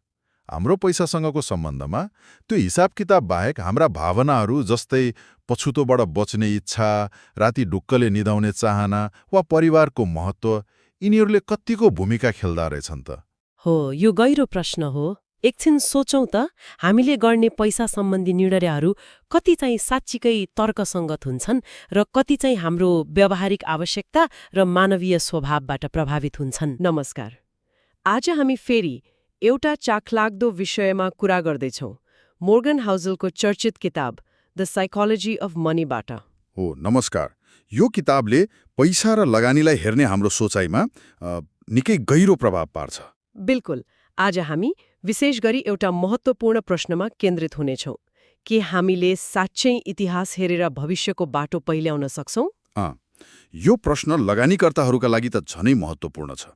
के इतिहास भविष्यको नक्सा हो त, कि यो केवल भनौँ न अनौठा र अप्रत्याशित घटनाहरूको एउटा सङ्गालो मात्र हो? हो, स्ट्यानफोर्डका प्राध्यापक स्कट फ्यागनले भन्नुभए जस्तै पहिले कहिल्यै नभएका कुराहरू सधैँ भइरहन्छन्। यो भनाइले नै धेरै कुरा भन्छ, होइन र? एकदम। यसले इतिहासको सीमिततालाई दर्शाउँछ। हामी विगतका घटनाहरूबाट सिक्न त सक्छौँ, तर त्यसैलाई मात्र आधार मानेर ढुक्क हुन सक्दैनौँ। त्यसो भए आजको हाम्रो छलफलको उद्देश्य यही हुनेछ। इतिहासबाट सिक्नु किन जरुरी छ, तर फेरि त्यसमा पुरै भर पर्नु किन खतरनाक हुन सक्छ। अनि सँगसँगै आर्थिक योजना बनाउँदा गल्तीको लागि ठाउँ अथवा रुम फर एररको अवधारणा किन यति महत्त्वपूर्ण छ भन्ने कुरालाई पनि अलिक गहिरिएर हेर्नेछौँ। हुन्छ, सुरु गरौँ है त। लगानीकर्ताहरूले प्राय विगतका तथ्याङ्क, चार्टहरू, प्रवृत्तिहरू हेरेर भविष्यको अनुमान लगाउने कोसिस गर्नुहुन्छ। हो, यो एकदमै सामान्य अभ्यास हो। तर हाउसेलले के भन्नुहुन्छ भने इतिहासलाई यसरी हेर्नु भनेको ऐनामा पछाडि हेरेर गाडी चलाउनु जस्तै हुन सक्छ। ओहो, त्यो त गजबको तुलना भयो। मतलब ऐनाले पछाडि के छ देखाउँछ, तर अगाडिको बाटो वा मोड त देखाउँदैन। हो नि, उहाँ भन्नुहुन्छ इतिहास वास्तवमा ठूला परिवर्तन र आश्चर्यजनक घटनाहरूको अध्ययन हो। हामीले इतिहासबाट सिक्ने पाठ नै यही हो कि संसार सधैँ परिवर्तनशील र अप्रत्याशित छ। तर हामी अक्सर यसलाई उल्टो तरिकाले बुझ्छौँ। हामी सोच्छौँ विगतमा यस्तो भएको थियो, त्यसैले भविष्यमा पनि यस्तै हुन्छ। यसलाई किताबमा इतिहासकारलाई भविष्यवक्ता मान्ने भ्रम बनिएको छ हैन? ओ बिल्कुल। यो भ्रम किन हुन्छ भने लगानी भनेको भौतिक विज्ञान जस्तो होइन। भौतिक विज्ञानमा गुरुत्वाकर्षणको नियम हिजो जस्तो थियो, आज पनि त्यस्तै छ, भोलि पनि त्यस्तै रहन्छ। तर लगानीमा त्यस्तो हुँदैन। हुँदैन, किनभने लगानी मानिसहरूको समूहले गर्ने निर्णय हो। उनीहरूसँग सीमित जानकारी हुन्छ अनि उनीहरू आफ्नै भावनाहरू जस्तै डर, लोभ, शङ्का, आत्मविश्वासबाट प्रभावित हुन्छन्। रिचर्ड फेनम्यानको त्यो भनाइ यहाँ ठ्याक्कै मिल्छ नि। हो, उहाँले भन्नुभएको थियो, सोच्नुस् त यदि इलेक्ट्रोनहरूमा भावना हुँदो हो त भौतिक विज्ञान कति गाह्रो हुन्थ्यो होला। लगानीकर्ताहरूमा भावना हुन्छन् र त्यसले बजारलाई एकदमै अप्रत्याशित बनाउँछ। भनेपछि इतिहासमा धेरै भर पर्दा मुख्य जोखिमहरू के हुन् त? हाउजलले मुख्य दुईवटा खतरा उनल्याउनुहुन्छ। पहिलो, हामी इतिहासका सबैभन्दा महत्त्वपूर्ण, सबैभन्दा ठूलो असर पार्ने घटनाहरूलाई नजरअन्दाज गर्न पुग्छौं, किनभने ती प्राय अप्रत्याशित हुन्छन्। जस्तै के उदाहरण दिनुहुन्छ कि? अवश्य। जस्तै मानौं 20औं शताब्दीका ठूला घटनाहरू, महामन्दी, दोस्रो विश्वयुद्ध अनि अलि यता आएर 9/11 को हमला। के यी घटनाहरूको भविष्यवाणी कसैले गरेको थियो र? थिएन, ती सबै अचानक आए जस्ता लाग्छन्। हो, तर अर्थतन्त्र र शेयर बजारमा सबैभन्दा दूरगामी असर यिनै घटनाहरूले पारे। हेर्नुस् न, 9/11 को हमलापछि अमेरिकामा ब्याज दर भत्तै घटाइयो। हो, त्यो त अर्थतन्त्रलाई चलायमान राख्न गरिएको थियो। तर त्यसको अप्रत्याशित परिणाम के भयो भने घर जग्गाको मूल्य आकाशियो, जसलाई हाउसिङ बबल भनियो। अनि त्यो बबल फुट्दा 2008 को विश्वव्यापी वित्तीय सङ्कट आयो। एकदम। अनि त्यो सङ्कटले गर्दा मानिसहरूको आम्दानी घट्यो, जसले गर्दा विद्यार्थी ऋणको समस्या झन विकराल बन्यो। यो हेर्नुस् त, एउटा अप्रत्याशित घटनाले सुरु गरेको कस्तो लामो र जटिल श्रृङ्खला हो नि। एउटा घटनाले अर्कोलाई जन्माउँदै गयो र यो श्रृङ्खलाको सुरुवाती बिन्दु 9/11 त्यो आफैमा अभूतपूर्व थियो। हो, र हामी के गल्ती गर्छौं भने हामी विगतको सबैभन्दा खराब सङ्कट जस्तै महामन्दी वा 2008 को सङ्कटलाई भविष्यमा आउन सक्ने सबैभन्दा खराब अवस्थाको मापदण्ड मान्छौं। तर ती सङ्कटहरू आफैमा त्यो समयका लागि अभूतपूर्व थिए। त्यही त, त्यसैले विगतको सबैभन्दा खराब घटनालाई नै भविष्यको सीमा मान्नु भनेको वास्तवमा कल्पनाको असफलता हो भन्नुहुन्छ हाउसल। भविष्यमा यस्ता घटना आउन सक्छन् जुन हामीले सोचेकै छैनौं। यो त भयो पहिलो खतरा। अनि दोस्रो खतरा के हो त? दोस्रो खतरा हो हामीले समयसँगै अर्थतन्त्र र बजारमा आउने आधारभूत संरचनात्मक परिवर्तनहरूलाई व्यवस्था गर्ने। हामी सोच्छौं बजार हिजो जस्तो थियो, आज पनि त्यस्तै छ, तर त्यस्तो हुँदैन। के कस्ता संरचनात्मक परिवर्तनहरू भएका छन् त विगतमा? धेरै छन्। जस्तै अमेरिकाको सन्दर्भमा हेर्ने हो भने 401k जस्ता रिटायरमेन्ट बचत योजनाहरूको व्यापकता। यो 50 वर्ष अघि यस्तो थिएन। भेन्चर क्यापिटल उद्योगको उदय, जसले नयाँ प्रविधि कम्पनीहरूलाई जन्म दियो। हो, भेन्चर क्यापिटल त अहिले निकै ठूलो भइसक्यो। अनि शेयर बजारकै संरचना हेर्नुस् न। S&P 500 जस्तो प्रमुख सूचकाङ्कमा पहिले औद्योगिक कम्पनीहरूको बाहुल्य थियो होला, अहिले वित्तीय र खास गरी प्रविधि कम्पनीहरूको हिस्सा कति ठूलो छ। हो त नि। यसले त बजारको चरित्र र जोखिम नै बदलिदिएको छ। बिल्कुल। अनि सम्पत्ति कति सजिलै किन्न वा बेच्न सकिन्छ भन्ने कुरा, जसलाई मार्केट लिक्विडिटी भनिन्छ, त्यो पनि फरिएको छ। Computer trading, high frequency trading जस्ता कुराहरू आएका छन्। आर्थिक मन्दीहरू बीचको औसत समय पनि बदलिएको छ। यी सबै परिवर्तनले के देखाउँछ भने विगतको तथ्याङ्क मात्रै हेरेर भविष्यको भविष्यवाणी गर्न खोज्नु कति अपूर्ण हुन सक्छ। एकदम। यसै सन्दर्भमा बेन्जामिन ग्राहम, जो वोरेन बफेटका गुरु र भ्याल्यु इन्भेस्टिङका पिता मानिनुहुन्छ, उहाँको उदाहरण सान्दर्भिक छ। उहाँले त लगानीका लागि निकै सफल फर्मुलाहरू बनाउनु भएको थियो नि। हो, बनाउनु भयो। तर उहाँले आफैले पनि स्वीकार्नुभयो कि समयसँगै बजार र अर्थतन्त्र परिवर्तन हुँदै जाँदा उहाँका पुराना सूत्रहरूले त्यति राम्रो काम गर्न छाडे। त्यसैले उहाँले आफ्नो दृष्टिकोण परिमार्जन गर्नुभयो। भनेपछि ग्राहम जस्ता महान लगानीकर्ताले पनि यसपटक फरक छ भन्ने कुरालाई स्वीकार्नुभयो। हो, एक हदसम्म उहाँका आधारभूत सिद्धान्तहरू, जस्तै मार्जिन अफ सेफ्टी, सुरक्षाको मार्जिन, त्यो आज पनि उत्तिकै सान्दर्भिक छ। तर उहाँले प्रयोग गर्ने विशिष्ट विधिहरू, शेयर छान्ने गणितीय फर्मुलाहरू ती समयसँगै कम प्रभावकारी हुँदै गए। यसले के पाठ दिन्छ भने इतिहासबाट सामान्य सिद्धान्तहरू सिक्न सकिन्छ। जस्तै मानिसको लोभ र डर सधैँ रहन्छ, बजारमा उतार चढाव आइरहन्छ, तर विशिष्ट प्रवृत्तिहरू, कुन सेक्टर चल्छ, कुन रणनीतिले काम गर्छ भन्ने कुराहरू सधैँ परिवर्तनशील हुन्छन्। त्यसैले विगतको नक्कल गरेर मात्रै सफल भइँदैन। ल, यो कुरा त प्रष्ट भयो। इतिहास उपयोगी छ, तर यो अचूक मार्गदर्शक होइन। भविष्य अनिश्चित छ र आश्चर्यहरूले भरिएको छ। त्यसो भए यस्तो अनिश्चित भविष्यको लागि हामीले कसरी योजना बनाउने त? कसरी तयार रहने? हो, यहाँ आउँछ हाउसेलको अर्को एकदमै महत्त्वपूर्ण अवधारणा, गल्तीको लागि ठाउँ राख्नु, अर्थात् रुम फर एरर अथवा मार्जिन अफ सेफ्टी। गल्तीको लागि ठाउँ, यसको अर्थ के हो? अलि विस्तारमा बताउनुहोस् न। यसको सोझो अर्थ हो, तपाईले बनाउनु भएको योजना, तपाईले गर्नुभएको भविष्यवाणी त्यो 100% सही नहुन सक्छ र प्राय हुँदैन पनि। यो कुरालाई स्वीकार्नु र आफ्नो योजनामा त्यसको लागि ठाउँ बनाउनु। मतलब सबै कुरा ठिकठाक हुँदाको लागि मात्रै योजना नबनाउने, केही गडबड भयो भने पनि धान्न सक्ने गरी योजना बनाउने। हो, ठक्कै। यो निराशावादी हुनु होइन, यो यथार्थवादी हुनु हो। संसार कसरी चल्छ भन्ने कुरा बुझ्नु हो।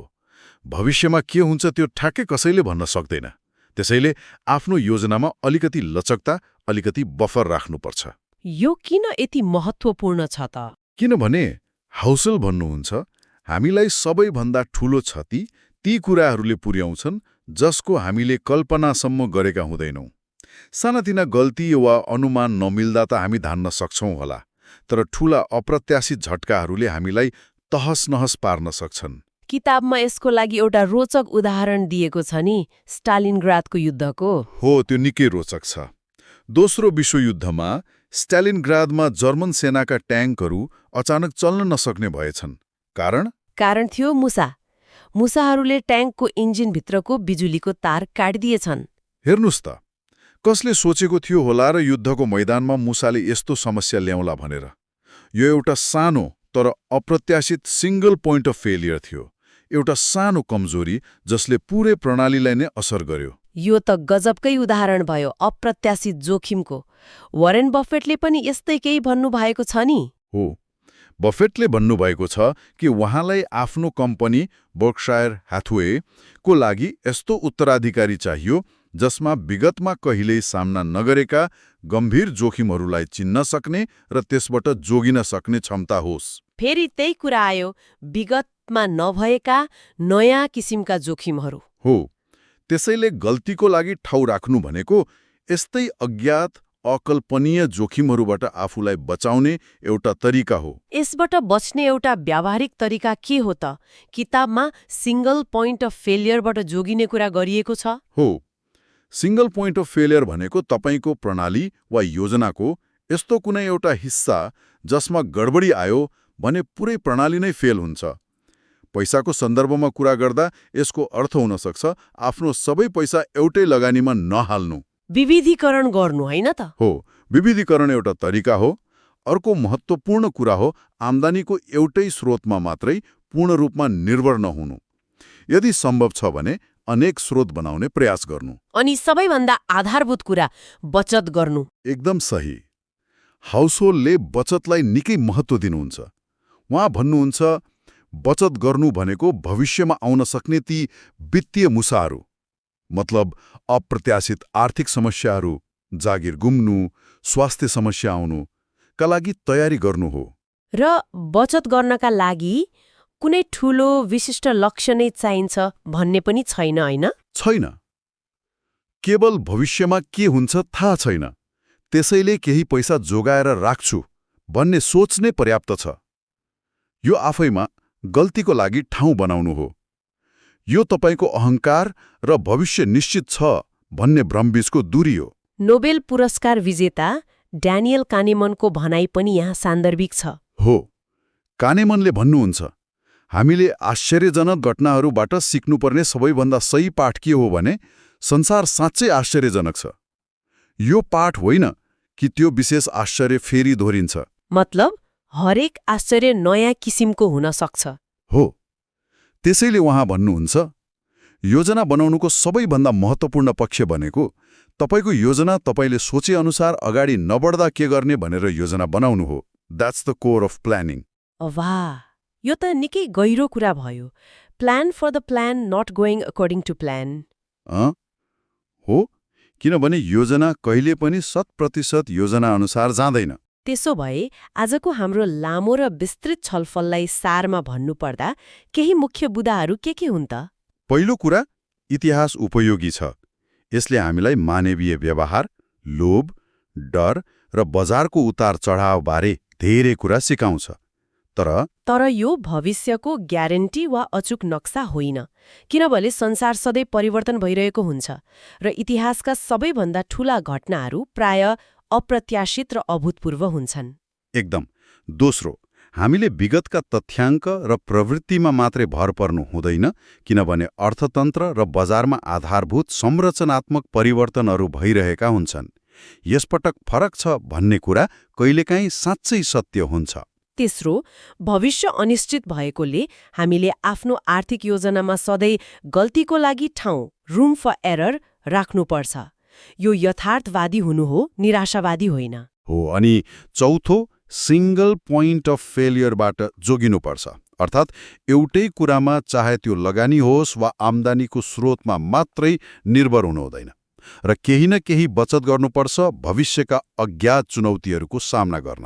भनेपछि आशावादी भएर योजना बनाउने, तर सधैँ अलिकति सतर्कता अपनाउने र केही गडबड भइहाले पनि धान्न सक्ने गरी तयारी गर्ने। हो, सन्तुलन यही हो, आशा र यथार्थवाद बीचको सन्तुलन। आजको छलफल निकै उपयोगी रह्यो।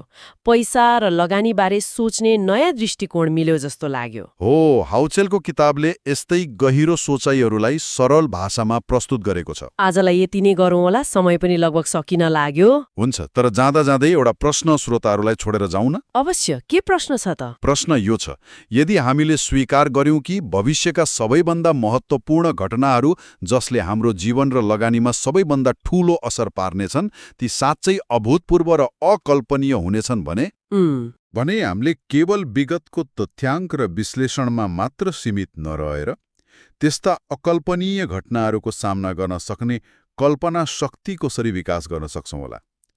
के यो सम्भव छ? सोच्नुपर्ने कुरा हो। स्वागत छ। आज हामी पैसा र हाम्रो सोचाइको सम्बन्धबारे कुरा गर्दैछौँ। मोर्गन हाउजलको एकदमै चर्चित किताब छ, द साइकोलोजी अफ मनी। त्यसैका केही मुख्य विचारहरूमा आज अलि गहिरिएर छलफल गरौँ न। एकदम। यो किताबले पैसालाई हेर्ने दृष्टिकोण नै फरक बनाइदिन्छ। धेरै व्यावहारिक कुराहरू छन्। हो नि, आज हामी खास गरी 3वटा विषयमा केन्द्रित हुनेछौँ। पहिलो, समयसँगै हामी र हाम्रा लक्ष्यहरू कसरी बदलिन्छन्। यो महत्त्वपूर्ण छ। दोस्रो, हरेक कुराको, खास गरी लगानीबाट पाउने सफलताको पनि एउटा मूल्य हुन्छ जुन हामीले चुकाउनै पर्छ। हो, सित्तैमा केही पाइँदैन भन्ने जस्तो। अनि तेस्रो, हामी अरू मान्छेहरू जो सायद अर्कै किसिमको वित्तीय खेल खेलिरहेका हुन्छन्, उनीहरूबाट कसरी प्रभावित हुन्छौँ। यो त झन् सान्दर्भिक छ अहिलेको समयमा। हाम्रो उद्देश्य चाहिँ यी मनोवैज्ञानिक पक्षहरूले हाम्रो पैसा सम्बन्धी निर्णयमा कस्तो असर पार्छन् भनेर अलि स्पष्ट बुझ्नु हो। ल, सुरु गरौँ त्यसो भए। पहिलो विषयमा जाउँ, हामी समयसँगै बदलिन्छौँ। यो सुन्दा त सामान्य लाग्छ, तर पैसाको योजना बनाउँदा यसले कस्तो असर पार्छ? किताबमा लेखकले एउटा उदाहरण दिएका छन्, होइन? एकजना साथीको जो कति धेरै मेहनत गरेर डाक्टर बने। हो, एकदमै लगनशील भएर पढे, तालिम लिए अनि बल्ल डाक्टर भए। तर पछि गएर के भयो, उनले त्यही पेशालाई भयानक भने रे। कस्तो अचम्म। हो, यो एकदमै राम्रो उदाहरण हो। यसले के देखाउँछ भने हामी आज जे चाहन्छौँ भोलि पनि त्यही चाहन्छौँ भन्ने हुँदैन। हाम्रा इच्छाहरू, हाम्रा प्राथमिकताहरू, हाम्रो जीवनप्रतिको दृष्टिकोण नै बदलिन्छ। त्यसो भए दीर्घकालीन योजना जस्तै 30-40 वर्ष पछिको लागि रिटायरमेन्ट योजना बनाउन त झन् गाह्रो हुने भयो नि। एकदमै गाह्रो। मनोवैज्ञानिकहरू यसलाई इन्ड अफ हिस्ट्री इल्युजन भन्छन्, मतलब इतिहासको अन्त्यको भ्रम। यो भनेको कस्तो भ्रम हो, अलि बताउनुहोस् न। यो कस्तो भने हामी पछाडि फर्केर हेर्दा ओहो म त 10 वर्ष अगाडि कस्तो फरक थिए भन्छौँ। विगतमा हामी कति बदलियौँ भन्ने कुरा सजिलै स्वीकार्छौँ। त्यो त हो। तर जब भविष्यको कुरा आउँछ हामीलाई लाग्छ अब चाहिँ म यस्तै रहन्छु, मेरो व्यक्तित्व, मेरो चाहना अब खासै बदलिँदैन। हामी भविष्यमा पनि उति नै बदलिन्छौँ भन्ने कुरालाई चाहिँ स्वीकार्न गाह्रो मान्छौँ। ए बुझेँ। हामीलाई लाग्छ कि हामी अहिले जुन म छौँ त्यही नै अन्तिम संस्करण हो। हो, ठ्याक्कै। हार्वर्डका मनोवैज्ञानिक ड्यानियल गिल्बर्टले यसबारे धेरै लेखेका छन्। उनी भन्छन् हामी आज हाम्रा भविष्यका सोको लागि निर्णय लिन्छौँ, तर ती भविष्यका सोहरू सधैँ ती निर्णयहरूबाट खुसी हुन्छन् भन्ने ग्यारेन्टी छैन। जस्तो कि युवा जोशमा एकदम ठूलो ट्याटु खोप्यो, तर 40 वर्ष पुगेपछि त्यो हटाउन मन लाग्यो, वा हतारमा बिहा गर्यो, पछि सम्बन्ध विच्छेद भयो। यी सबै त्यही भ्रमका उपज हुन सक्छन्। यसले त वित्तीय योजनामा पनि ठ्याक्कै त्यस्तै असर पार्ने भयो। पर्यो नि। चार्ली मङ्गर, वरेन बफेटका पार्टनर, उहाँको कम्पाउन्डिङको सिद्धान्त छ नि लगानीलाई अनावश्यक रूपमा बीचमै नरोक्ने, धैर्य गरेर त्यसलाई बढ्न दिने। त्यो त लगानीको मूल मन्त्र नै मानिन्छ। तर सोचौँ त, यदि हाम्रो जीवनको लक्ष्य नै बदलियो, हामीलाई चाहिने कुरा नै फरक भयो भने त्यो लामो अवधिको योजनालाई निरन्तरता दिन कति गाह्रो हुन्छ होला। हो त। मानौ 18 वर्षमा एकदमै धेरै पैसा कमाउने लक्ष्यले कुनै काम सुरु गर्यो, तर 40 वर्षमा लाग्यो होइन, पैसाभन्दा त परिवारसँग समय बिताउनु ठिक। तब त्यो पुरानो योजना त काम लागेन नि। लागेन। त्यसैले हाउजेलले दुईवटा उपाय सुझाउँछन् यसको सामना गर्न। पहिलो हो अतिबाट बच्ने। अतिबाट बच्ने? कस्तो अति? जस्तो कि एकदमै कम आम्दानीमा गुजारा गर्ने खालको योजना बनाउने, वा भविष्यको लागि यति धेरै बचत गर्ने कि वर्तमानमा बाँच्नै नसकिने 24 घण्टा काम मात्र गर्ने। यस्ता चरम योजनाहरू पछि गएर पछुतोको कारण बन्न सक्छन्। किनभने जीवन त सन्तुलनमा चल्छ होइन? हो, सन्तुलन खोज्नु पर्यो। मध्यम स्तरको बचत, अलिअलि फुर्सद, कहिलेकाहीँ यात्रा, परिवार र साथीभाइसँग समय। यस्तो भयो भने योजना अलि टिकाउ हुन्छ। पछि गएर ओहो मैले त जीवनै खेर फालेछु भन्ने पछुतो कम हुन्छ। यो त एकदम व्यावहारिक कुरा भयो। दोस्रो उपाय के हो त? दोस्रो हो होन बदलिन्छ भन्ने कुरालाई स्वीकार्ने। यो अलि गाह्रो छ। स्वीकार्न गाह्रो छ। हामीले 18 वर्षको उमेरमा रोजेको करियर 65 वर्षसम्म पनि उत्तिकै मनपर्छ भन्ने कुनै ग्यारेन्टी छैन। जीवनमा धेरै कुरा परिवर्तन हुन्छ। त्यसैले कुनै निर्णय गलत भयो जस्तो लाग्यो भने वा आफ्नो प्राथमिकता बदलियो भने त्यसलाई स्वीकारेर अगाडि बढ्नुपर्छ। यसमा त्यो सङ्कष्टको कुरा पनि आउँछ होला होइन? डुबेको लागतको मोह। एकदमै। सङ्क कस्ट फ्यालेसी भन्छन्। कुनै कुरामा धेरै समय, पैसा वा प्रयास लगाइसकेपछि त्यो सफल नहुने देख्दा देख्दै पनि त्यसलाई छोड्न नसक्नु। यत्रो लगानी गरिसके अब कसरी छोड्नु भन्ने भावना। जस्तै घाटामा गएको व्यापार नबेच्नु वा मन नपरेको विषय पढिरहनु। हो। ड्यानियल खानेमन, नोबेल पुरस्कार विजेता मनोवैज्ञानिक, उनको उदाहरण लिन्छन् हाउजेलले। खानेमनले पहिले गरेका कामहरूलाई निर्ममतापूर्वक छोड्न सक्थे रे, किनभने उनका लागि ती डुबेका लागत थिएनन्। उनलाई लाग्थ्यो यो काम अब उपयोगी छैन भने छोडिदिने। त्यो हिम्मत चाहियो नि त। चाहियो। तर फाइदा के हुन्छ भने जब तपाईँ परिवर्तनलाई छिटो स्वीकार्नुहुन्छ, तपाईँ कम्पाउन्डिङको बाटोमा छिटै फर्कन सक्नुहुन्छ। गलत बाटोमा अल्झिरहनुभन्दा नयाँ सही बाटो समातेर अगाडि बढ्नु राम्रो हो नि। हो। यो पहिलो बुँदा हामी बदलिन्छौँ र त्यसलाई स्वीकारेर लचकदार योजना बनाउनु पर्छ निकै महत्त्वपूर्ण रहेछ। ल अब दोस्रो विचारमा जाउँ। कुनै पनि कुरा सित्तैमा पाइँदैन। यो त सामान्य भनाइ जस्तो लाग्छ, तर पैसाको सन्दर्भमा यसको अर्थ के हो? यसको गहिरो अर्थ छ, खास गरी लगानीको संसारमा। हाउसेल भन्छन् हरेक कुराको मूल्य हुन्छ, तर सबै मूल्य ट्यागमा लेखिएको हुँदैन। केही मूल्य अदृश्य हुन्छन्। जस्तो कि लगानीमा सफलताको मूल्य के हो त? किताबमा जेफ इमेल्ट, जीईका पूर्व सीईओ को भनाइ उद्धृत गरिएको छ, अरूले गर्दा हरेक काम सजिलो देखिन्छ। यो लगानीमा ठ्याक्कै लागू हुन्छ। हो त नि। अरूले शेयर बजारबाट कमाएको सुन्दा त कति सजिलो लाग्छ। तर त्यो सफलताको पछाडिको मूल्य हामी देख्दैनौँ। सफल लगानीको मूल्य डलर वा रुपियाँमा मात्रै चुकाइँदैन। केमा चुकाइन्छ त? त्यो चुकाइन्छ बजारको अस्थिरता सहेर, डर र शङ्कासँग जुधेर, अनिश्चितताको सामना गरेर अनि कहिलेकाहीँ पछुतो मानेर पनि। यी सबै भावनात्मक र मनोवैज्ञानिक मूल्य हुन्। जस्तै बजार घट्दा रातभरि निन्द्रा नलाग्नु, होइन? ओहो, त्यो पनि एउटा मूल्य हो। एउटा उदाहरण हेरौँ न। S&P 500 अमेरिकी 500 ठूला कम्पनीहरूको सूचकले पछिल्लो 50 वर्षमा 119 गुणा प्रतिफल दियो भनिन्छ। यो सुन्दा त अचम्म लाग्छ। 119 गुणा, कस्तो राम्रो! तर के त्यो यात्रा सिधै माथि मात्र गएको थियो त? थिएन। त्यो 50 वर्षमा बजार कैयौं पटक नराम्ररी खस्कियो।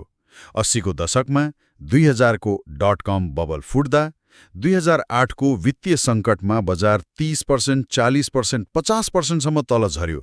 ती सबै गिरावटहरू सहेर बस्नेले मात्र त्यो 119 गुणा प्रतिफल पाएका हुन्। भनेपछि त्यो गिरावट सहनु नै सफलताको मूल्य भयो। रहेका थिए 90% भन्दा बढी समय तलै थिए रे। मतलब किनेपछि सधैँ बढ्ने मात्रै होइन रहेछ, धेरै समय त घाटामै वा कम नाफामा बस्नुपर्ने रहेछ। ठ्याक्कै त्यो अनिश्चितता, त्यो तलमाथि, त्यो घाटामा बस्नुपर्ने अवस्था, त्यही नै हो उच्च प्रतिफलको लागि तिर्नुपर्ने मूल्य। तर धेरै मान्छे त यो मूल्य तिर्न चाहँदैनन् होला नि। उनीहरूलाई त नाफा मात्र चाहियो, जोखिम र तनाव चाहिएन। हो, त्यही समस्या हो। धेरैले प्रतिफल सित्तैमा पाउन खोज्छन्। उनीहरू बजारको उतार चढावबाट बच्न खोज्छन्। जस्तै बजार कहिले बढ्छ कहिले घट्छ भनेर अनुमान गरेर लगानी गर्ने ट्याक्टिकल फन्डहरूमा लगानी गर्छन्। मार्केट टाइमिङ गर्न खोज्ने हो। तर मर्निङ स्टार भन्ने संस्थाले गरेको अध्ययनले के देखायो भने त्यस्ता फन्डहरूले प्रायः साधारण किनेर होल्ड गर्ने रणनीतिभन्दा कम प्रदर्शन गरे। किनभने बजारको चाल अनुमान गर्नु लगभग असम्भव छ र त्यसो गर्न खोज्दा उल्टै घाटा हुन्छ। जीको उदाहरण पनि थियो नि किताबमा। उनीहरूले नाफा स्थिर देखाउन खोज्दा के भयो? ज्याक वेल्चको पालामा जीईले हरेक त्रैमासिकमा अपेक्षा गरे अनुसारकै नाफा देखाउँथ्यो। एकदमै स्थिर, अनुमान गर्न सकिने। बजारलाई त्यो मन पर्यो। तर त्यो स्थिरता कृत्रिम थियो। कसरी? उनीहरूले विभिन्न एकाउन्टिङ तरिका अपनाएर नाफालाई स्मुथ गर्थे, उतार चढाव लुकाउँथे। तर अन्त्यमा के भयो? जब वास्तविकता बाहिर आयो, त्यो कृत्रिम स्थिरताको भ्रम टुट्यो र जीईले ठूलो मूल्य चुकाउनु पर्यो। उसको प्रतिष्ठा र शेयर मूल्य दुवैमा ठूलो धक्का लाग्यो। भनेपछि अस्थिरता लुकाउन खोज्नु पनि प्रत्युत्पादक हुने रहेछ? हो। त्यसो भए उपाय के त? हाउजल भन्छन्, बजारको अस्थिरतालाई जरिवानाको रूपमा होइन, शुल्कको रूपमा हेर्नुहोस्। जरिवाना र शुल्कमा के फरक भयो र? जरिवाना भनेको तपाईले केही गल्ती गरे बापत तिर्नुपर्ने सजाय हो। शुल्क भनेको कुनै राम्रो कुरा पाउनको लागि तिर्नुपर्ने मूल्य हो। जस्तै तपाईँ डिज्नील्यान्ड घुम्न जानुभयो भने तपाईले प्रवेश शुल्क तिर्नुहुन्छ। त्यो शुल्क तिरेकोमा तपाईलाई पछुतो लाग्दैन, किनभने त्यसको बदलामा तपाईले मनोरञ्जन पाउनुहुन्छ। बुझेँ। हो। त्यसै गरी बजारबाट लामो अवधिमा राम्रो प्रतिफल पाउनको लागि तपाईले अस्थिरता, डर र अनिश्चितताको शुल्क तिर्न तयार हुनुपर्छ। यो कुनै सजाय होइन, यो त राम्रो प्रतिफल पाउने प्रक्रियाको अभिन्न अङ्ग हो। भनेपछि बजार घट्दा ओहो जरिवाना लाग्यो सोच्नु भएन। ल यो त प्रवेश शुल्क तिरेको जस्तै हो भनेर सोच्नु पर्यो। हो। र यो शुल्क तिर्न लायक छ भनेर आफूलाई विश्वस्त पार्नु नै अस्थिरतासँग जुझ्ने सबैभन्दा राम्रो तरिका हो। मूल्य के हो त्यो चिन्नुहोस् र त्यसलाई तिर्न तयार हुनुहोस्। सित्तैमा केही पाइँदैन, खास गरी राम्रो प्रतिफल। यो दोस्रो बुदा पनि एकदमै मननयोग्य छ। मूल्य चिन्नु र तिर्न तयार हुनु। अब तेस्रो र अन्तिम विचारमा केन्द्रित हौं, तपाईँ र म। यसले अरू मानिसहरूले खेलिरहेको खेलले हामीलाई कसरी असर गर्छ भन्ने कुरा गर्छ। वित्तीय बबलहरू किन बन्छन् होला? जस्तै पहिले .com बबल आयो, पछि घर जग्गाको बबल आयो। यसको पछाडि लोभ मात्रै हो त कारण? लोभ पक्कै पनि एउटा ठूलो कारक हो। जब अरूले सजिलै पैसा कमाएको देख्छौं, हामीलाई पनि त्यस्तै गर्न मन लाग्छ। तर हाउसेल भन्छन् अर्को एउटा अझ महत्त्वपूर्ण तर कम ध्यान दिएको कारण छ। त्यो के हो? त्यो हामीले लगानीका सङ्केतहरू अरू लगानीकर्ताहरूबाट लिन्छौं, तर ती लगानीकर्ताहरू सायद हामीभन्दा बिल्कुलै फरक खेल खेलिरहेका हुन सक्छन्। उनीहरूको लक्ष्य, समय सीमा र जोखिम लिने क्षमता हामीभन्दा फरक हुन सक्छ। यो अलि बुझाइदिनुस् न कसरी फरक खेल हुन्छ? सोचौं कुनै एउटा सम्पत्ति, मानौ गुगल, अहिले अल्फाबेटको शेयर, के त्यो शेयरको एउटै मात्र तर्कसङ्गत मूल्य हुन्छ होला? खै अर्थशास्त्रीहरू त निकाल्छन् नि इन्ट्रिन्सिक भ्याल्यू भनेर निकाल्छन्, तर व्यवहारमा त्यो त्यति सरल छैन। किनभने गुगलको शेयर किन्ने मान्छेहरू फरक फरक हुन्छन्। कोही 30 वर्षपछिको लागि, आफ्नो बच्चाको पढाइ वा आफ्नो रिटायरमेन्टको लागि किन्दै होला। दीर्घकालीन लगानीकर्ता। कोही 10 वर्षमा घर किन्ने योजनाले किन्दै होला, उसको समयसीमा अलि छोटो भयो। मध्यमकालीन भनौँ न। अनि कोही होला डे ट्रेडर, जसले आज किनेर आजै वा भोलि नै बेच्ने सोच्छ। उसको लागि त केही घण्टा वा दिनको मूल्य उतार चढाउ महत्त्वपूर्ण हुन्छ। हो त। अब भन्नुस्, यी तीनै थरीका लगानीकर्ताका लागि गुगलको सही मूल्य एउटै हुन्छ त? हुँदैन नि। डे ट्रेडरलाई 30 वर्षपछिको नाफासँग के मतलब? दीर्घकालीन लगानीकर्तालाई आजको सानोतिनो गिरावटले खासै फरक नपार्ला। हो त। फरक लक्ष्य, फरक समय सीमा भएपछि मूल्यको बुझाइ पनि फरक हुने भयो। हो। अनि बबलहरू कहिले बन्छन् त भन्दा, जब कुनै सम्पत्तिको मूल्य छोटो अवधिमा वात्तै बढ्न थाल्छ। त्यो देखेर धेरैभन्दा धेरै छोटो अवधिया व्यापारीहरू, डे ट्रेडर, स्पेक्युलेटर बजारमा आकर्षित हुन्छन्। नाफा कमाउने लोभले। यसले यसलाई के हुन्छ? बजारमा दीर्घकालीन लगानीकर्ताको तुलनामा छोटो अवधिका खेलाडीहरूको बाहुल्यता बढ्छ। समग्र लगानीकर्ताको संरचना नै बदलिन्छ र औसत लगानीको समय सीमा एकदमै खुम्चिन्छ। जस्तो .com युगमा भएको थियो। मान्छेहरू आज किनेर भोलि धनी बन्ने सपना देख्थे। हो, त्यो बेला शेयर किनबेचको मात्रा, ट्रेडिङ भोल्युम ह्वात्तै बढेको थियो। मान्छेहरू कम्पनीको आधारभूत कुरा हेर्नुभन्दा पनि शेयरको मूल्य कति छिटो बढिरहेको छ त्यसमा ध्यान दिन्थे। घर जग्गा बबलमा पनि त्यस्तै भयो। मान्छेहरू बस्नको लागि भन्दा पनि किनेर तुरुन्तै बेचेर नाफा कमाउन फ्लिपिङ घर किनिरहेका थिए। भनेपछि बबल बन्नुमा छोटो अवधिको सोच हावी हुनु प्रमुख कारण रहेछ। हो, र खतरा चाहिँ कहिले हुन्छ भने जब दीर्घकालीन सोच राख्ने लगानीकर्ताहरूले पनि ती छोटो अवधिका खेलाडीहरूबाट सङ्केत लिन थाल्छन्, उनीहरूको पछि लाग्न थाल्छन्। जस्तो कोही 10 वर्षको लागि लगानी गर्न चाहन्थ्यो, तर बजार ह्वात्तै बढेको देखेर अहिले नै किनौँ नत्र छुट्ला भनेर हतारमा किन्ने। हो, FOMO, fear of missing out. 1999 मा सिस्को सिस्टम्सको शेयरको उदाहरण दिन्छन् हाउसेल। त्यो बेला सिस्को एकदमै राम्रो कम्पनी थियो, तर त्यसको शेयर मूल्य यति धेरै बढ्यो कि त्यो कुनै पनि तर्कसङ्गत मूल्याङ्कनभन्दा माथि पुगिसकेको थियो। तैपनि मान्छेहरू किनिरहेका थिए, किनभने अरूले किनेको र मूल्य बढेको देखेर। अनि पछि बबल फुट्दा तिनै लगानीकर्ता डुबे, किनभने उनीहरूले अरूले खेलिरहेको छोटो अवधिको खेलबाट प्रभावित भएर आफ्नो दीर्घकालीन रणनीति बिर्से। यो त हाम्रो दैनिक जीवनमा पनि लागू हुन्छ होला नि। हामी अरूले किनेको महँगो गाडी, लगाएको लुगा, गएको छुट्टी देख्छौं, तर हामी उनीहरूको आम्दानी, उनीहरूको लक्ष्य, उनीहरूको ऋण, उनीहरूको चिन्ता देख्दैनौं। हामी सिर्फ सतहको कुरा देख्छौं। हो त। अनि हामीलाई लाग्छ मैले पनि त्यस्तै गर्नुपर्छ। हो, तर त्यो व्यक्ति सायद अर्कै खेल खेलिरहेको हुन सक्छ। उसको आम्दानी असाध्यै धेरै हुन सक्छ, वा ऊ देखाउनको लागि ऋणमा डुबेको हुन सक्छ। उसको प्राथमिकता र हाम्रो प्राथमिकता फरक हुन सक्छ। हसेलले एउटा वकिल र आफ्नो लेखकको उदाहरण दिन्छन्।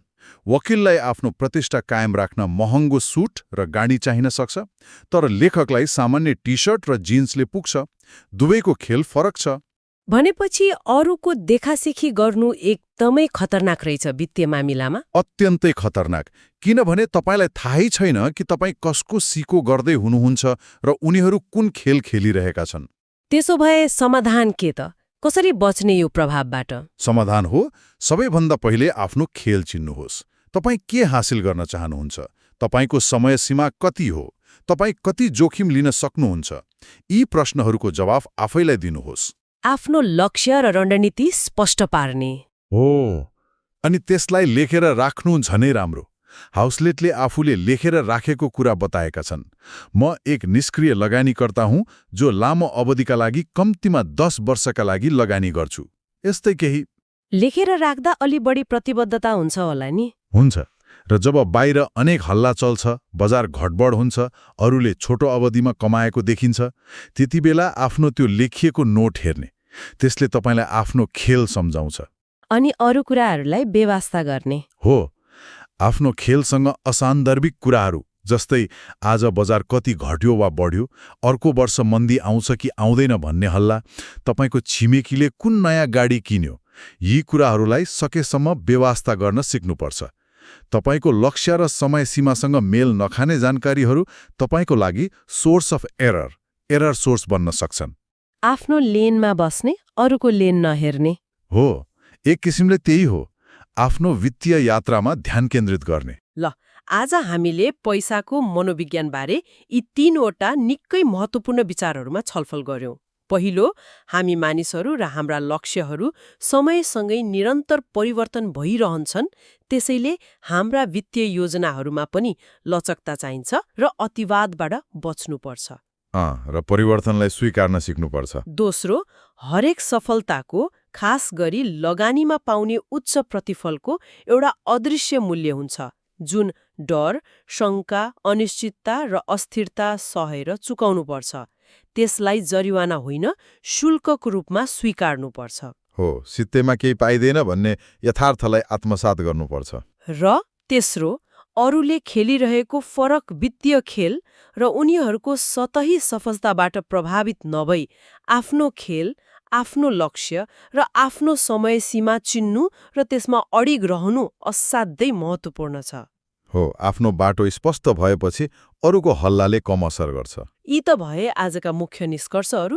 अब जाँदा जाँदै श्रोताहरूलाई सोच्नको लागि एउटा प्रश्न छोडौं कि। हुन्छ नि, पहिलो बुदामा हामीले कुरा गर्यौं नि, हामी समयसँगै बदलिन्छौं भन्ने। यदि यो सत्य हो र हाम्रो भविष्यको स्व आजको स्वभन्दा फरक हुने सम्भावना यति धेरै छ भने एउटा प्रश्न उठ्छ, हामीले कसरी आफ्नो दीर्घकालीन योजनाहरू जस्तै रिटायरमेन्टको लागि गरिने लगानीमा आवश्यक लचकता समावेश गर्ने, ताकि भविष्यको बदलिएको स्व पनि दुखी नहोस् तर सँगसँगै कम्पाउन्डिङको जुन अद्भुत शक्ति छ त्यसलाई पनि नगुमाउने। यो त निकै गहिरो प्रश्न भयो। लचकता र कम्पाउन्डिङ बीचको सन्तुलन कसरी मिलाउने? हो, यो सजिलो छैन, तर यसमा सोच्नु चाहिँ जरुरी छ जस्तो लाग्छ। सायद अतिवादबाट बचेर सन्तुलित योजना बनाएर र समय समयमा आफ्नो योजनालाई समीक्षा गरेर यो गर्न सकिन्छ कि? पक्कै पनि। यो प्रश्नमा हाम्रा श्रोताहरूले पनि विचार गर्नुहुनेछ भन्ने आशा गरौँ।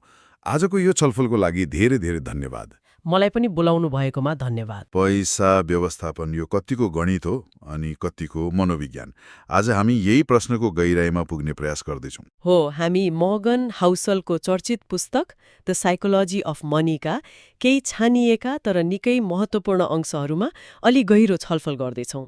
विशेष गरी हामी हेर्दैछौँ निराशावाद किन यति आकर्षक हुन्छ, हाम्रो विश्वास र पैसासँग जोडिएका कथाहरूको शक्ति कस्तो हुन्छ अनि पैसाका मुख्य पाठहरू के हुन्। र अन्त्यमा लेखकको आफ्नै पैसाप्रतिको दृष्टिकोण कस्तो छ त्यो पनि। यसले हामीलाई पैसासँग हाम्रो भावनात्मक र मनोविज्ञान सम्बन्ध कस्तो हुन्छ भनेर बुझ्न मद्दत गर्छ भन्ने मलाई लाग्छ। एकदम। हाम्रो उद्देश्य पनि हाउसलका विचारहरू खोतल्नु नै हो। किन नकारात्मक कुराले हामीलाई सजिलै तान्छ, कथाले कसरी हाम्रो आर्थिक निर्णय बदल्न सक्छ, अनि पैसा व्यवस्थापनका ती आधारभूत तर निकै गहिरो सिद्धान्तहरू के हुन् र यी सबै बुझेर हामीले कसरी आफ्नो दृष्टिकोण बनाउन सक्छौं। त्यसो भए सुरु गरौँ न त पहिलो अध्यायबाटै, अध्याय 10, जहाँ निराशावादको त्यो अनौठो आकर्षणबारे कुरा गरिएको छ। हाउजल भन्छ नि, निराशावादी भविष्यवाणीहरू किन आशावादी कुराभन्दा बढी बौद्धिक, बढी विश्वास्य सुनिन्छन्? हो, यो निकै रोचक प्रश्न हो। उहाँले उदाहरण पनि दिनुभएको छ, जस्तो त्यो डेड्रे म्याक्लोस्कीको भनाइ वा ह्यान्स रोस्लिङको गम्भीर सम्भावनावादी भन्ने अवधारणा।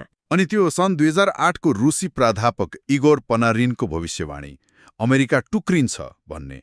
त्यो सुन्दा कति डरलाग्दो र अलि पत्याउनै पर्ने जस्तो लागेको थियो नि दिरेलाई। लाग्यो। तर अर्कोतिर हेर्नुस् न, दोस्रो विश्वयुद्ध पछिको जापानको त्यो आर्थिक चमत्कार, त्यति बेला कसले पो सोचेको थियो होला र त्यो सम्भव छ भनेर। त्यस्तो सकारात्मक कुरामा खासै ध्यान जाँदैन। हो त, किन यस्तो हुन्छ होला त? किन नकारात्मक कुराले बढी तान्छ? खै, यसका पछाडि केही गहिरो कारणहरू छन्। पहिलो त हाम्रो दिमाग नै यस्तै बनेको छ। क्रम विकासको क्रममा खतराप्रति बढी संवेदनशील हुनु बाँच्नको लागि जरुरी थियो। मतलब नराम्रो खबरले राम्रो खबर भन्दा छिटो र बलियोसँग हाम्रो ध्यान खिच्छ। त्यो त जैविक नै भयो। हो। दोस्रो, पैसा वा अर्थतन्त्रका समस्याहरू प्राय प्रणालीगत हुन्छन्। मतलब यसले एकैचोटि धेरै मान्छेलाई असर गर्छ। त्यसैले डर छिटो फैलिन्छ, सबैले यसबारे कुरा गर्न थाल्छन्। जताततै त्यही कुरा सुनिन्छ अनि झन् डर लाग्छ। तेस्रो कारण छ, हामी वर्तमान प्रवृत्तिहरूलाई नै भविष्यमा पनि निरन्तर चलिरहन्छन् भन्ने सोच्छौं। बजार वा समाजले कसरी अनुकूलन गर्छ, नयाँ समाधान कसरी निस्किन्छ भन्ने कुरालाई बेवास्ता गरिदिन्छौं। त तेल सकिन्छ भन्ने उदाहरण दिनुभएको छ नि पुस्तकमा। हो, कति हल्ला थियो तेल सकिन लाग्यो भनेर, तर मूल्य बढेपछि नयाँ ठाउँमा खोजी भयो, नयाँ प्रविधि आयो, खपत पनि अलि व्यवस्थित भयो। बजारले अनुकूलन गर्यो नि, तर त्यो प्रक्रिया नबुझ्दा हामीलाई सधैँ अँध्यारो मात्र देखिन्छ। अनि चौथो कारण पनि छ भन्नुभएको थियो। त्यो हो, प्रगति प्राय बिस्तारै नदेखिने गरी हुन्छ, तर समस्याहरू, दुर्घटनाहरू अचानक नाटकीय रूपमा देखा पर्छन्। जस्तो राइट दाजुभाइले हवाईजहाज उडाए तर वर्षौंसम्म कसैले पत्याएनन्। त्यो प्रगति अदृश्य जस्तै भयो। हो, तर जब विमान दुर्घटना हुन थाल्यो त्यो खबर तुरुन्तै फैलियो। त्यसैले प्रगतिभन्दा समस्या बढी देखिने, बढी सुनिने भयो, निराशावादलाई मलजल पुग्यो। साँच्चै भन्नुपर्दा यो निराशावादी झुकाव त हामीले थाहै नपाई तिरिरहेको एक किसिमको अदृश्य कर जस्तै रहेछ। यसले गर्दा कति राम्रा अवसरहरू गुमाइन्छ होला, होइन? अनि बजार अलिकति तलमाथि हुँदा डराएर गलत निर्णय लिइन्छ होला। एकदम, यो अदृश्य कर हो र यो निराशावाद जस्तै अर्को शक्तिशाली मनोवैज्ञानिक पक्ष हो हामीले विश्वास गर्ने कथाहरू, जुन अध्याय 11 को विषय हो, जब तपाईँ जे पनि विश्वास गर्नुहुन्छ। हो, त्यो अध्याय पनि उत्तिकै रोचक छ। त्यो सन् 2007 र 2009 को अमेरिकी अर्थतन्त्रको उदाहरण कस्तो सटिक छ। उहाँले भन्नुभएको छ नि, भौतिक रूपमा हेर्दा त केही खास परिवर्तन भएको थिएन। घरहरू उस्तै थिए, फ्याक्ट्रीहरू चलिरहेका थिए, मान्छेहरूको ज्ञान क्षमता उस्तै थियो, तर कथा बदलियो। मान्छेहरूले आफूलाई र अरूलाई सुनाउने कथा, त्यो घरको मूल्य सधैँ बढ्छ भन्ने जुन विश्वास थियो नि, त्यो टुट्यो। अनि एकाएक सङ्कट आयो। यसले के देखाउँछ भने कथाहरू, विश्वासहरू अर्थतन्त्रका लागि शक्तिशाली इन्धन पनि हुन् अनि शक्तिशाली ब्रेक पनि। कस्तो अचम्म है, भौतिक कुरा भन्दा कथाले बढी प्रभाव पार्ने। ओहो, हाउजलले यसलाई आकर्षक कथाहरू भन्नुभएको छ। आकर्षक कथाहरू मतलब यस्ता कथाहरू जुन सुन्दा आकर्षक लाग्छन्, विश्वास गरिहालौँ जस्तो लाग्छन्, खास गरी जब स्थिति अनिश्चित हुन्छ, के गर्ने के नगर्ने थाहा हुँदैन अनि जोखिम पनि उच्च हुन्छ। जस्तो कि हामीलाई लाग्छ कि हामीले स्थिति नियन्त्रण गर्न सक्छौं वा कुनै कुराको नतिजा हामीले चाहे जस्तै हुन्छ। हो, यस्तो बेलामा हामी त्यस्ता कथाहरू सजिलै पत्याउँछौं जुन हामी सत्य होस् भन्ने चाहन्छौं। यो हाम्रो कमजोरी हो। उदाहरणका लागि, इतिहासमा प्लेग फैलिँदा अपनाइएका अनेकौं अन्धविश्वासपूर्ण उपचारहरू।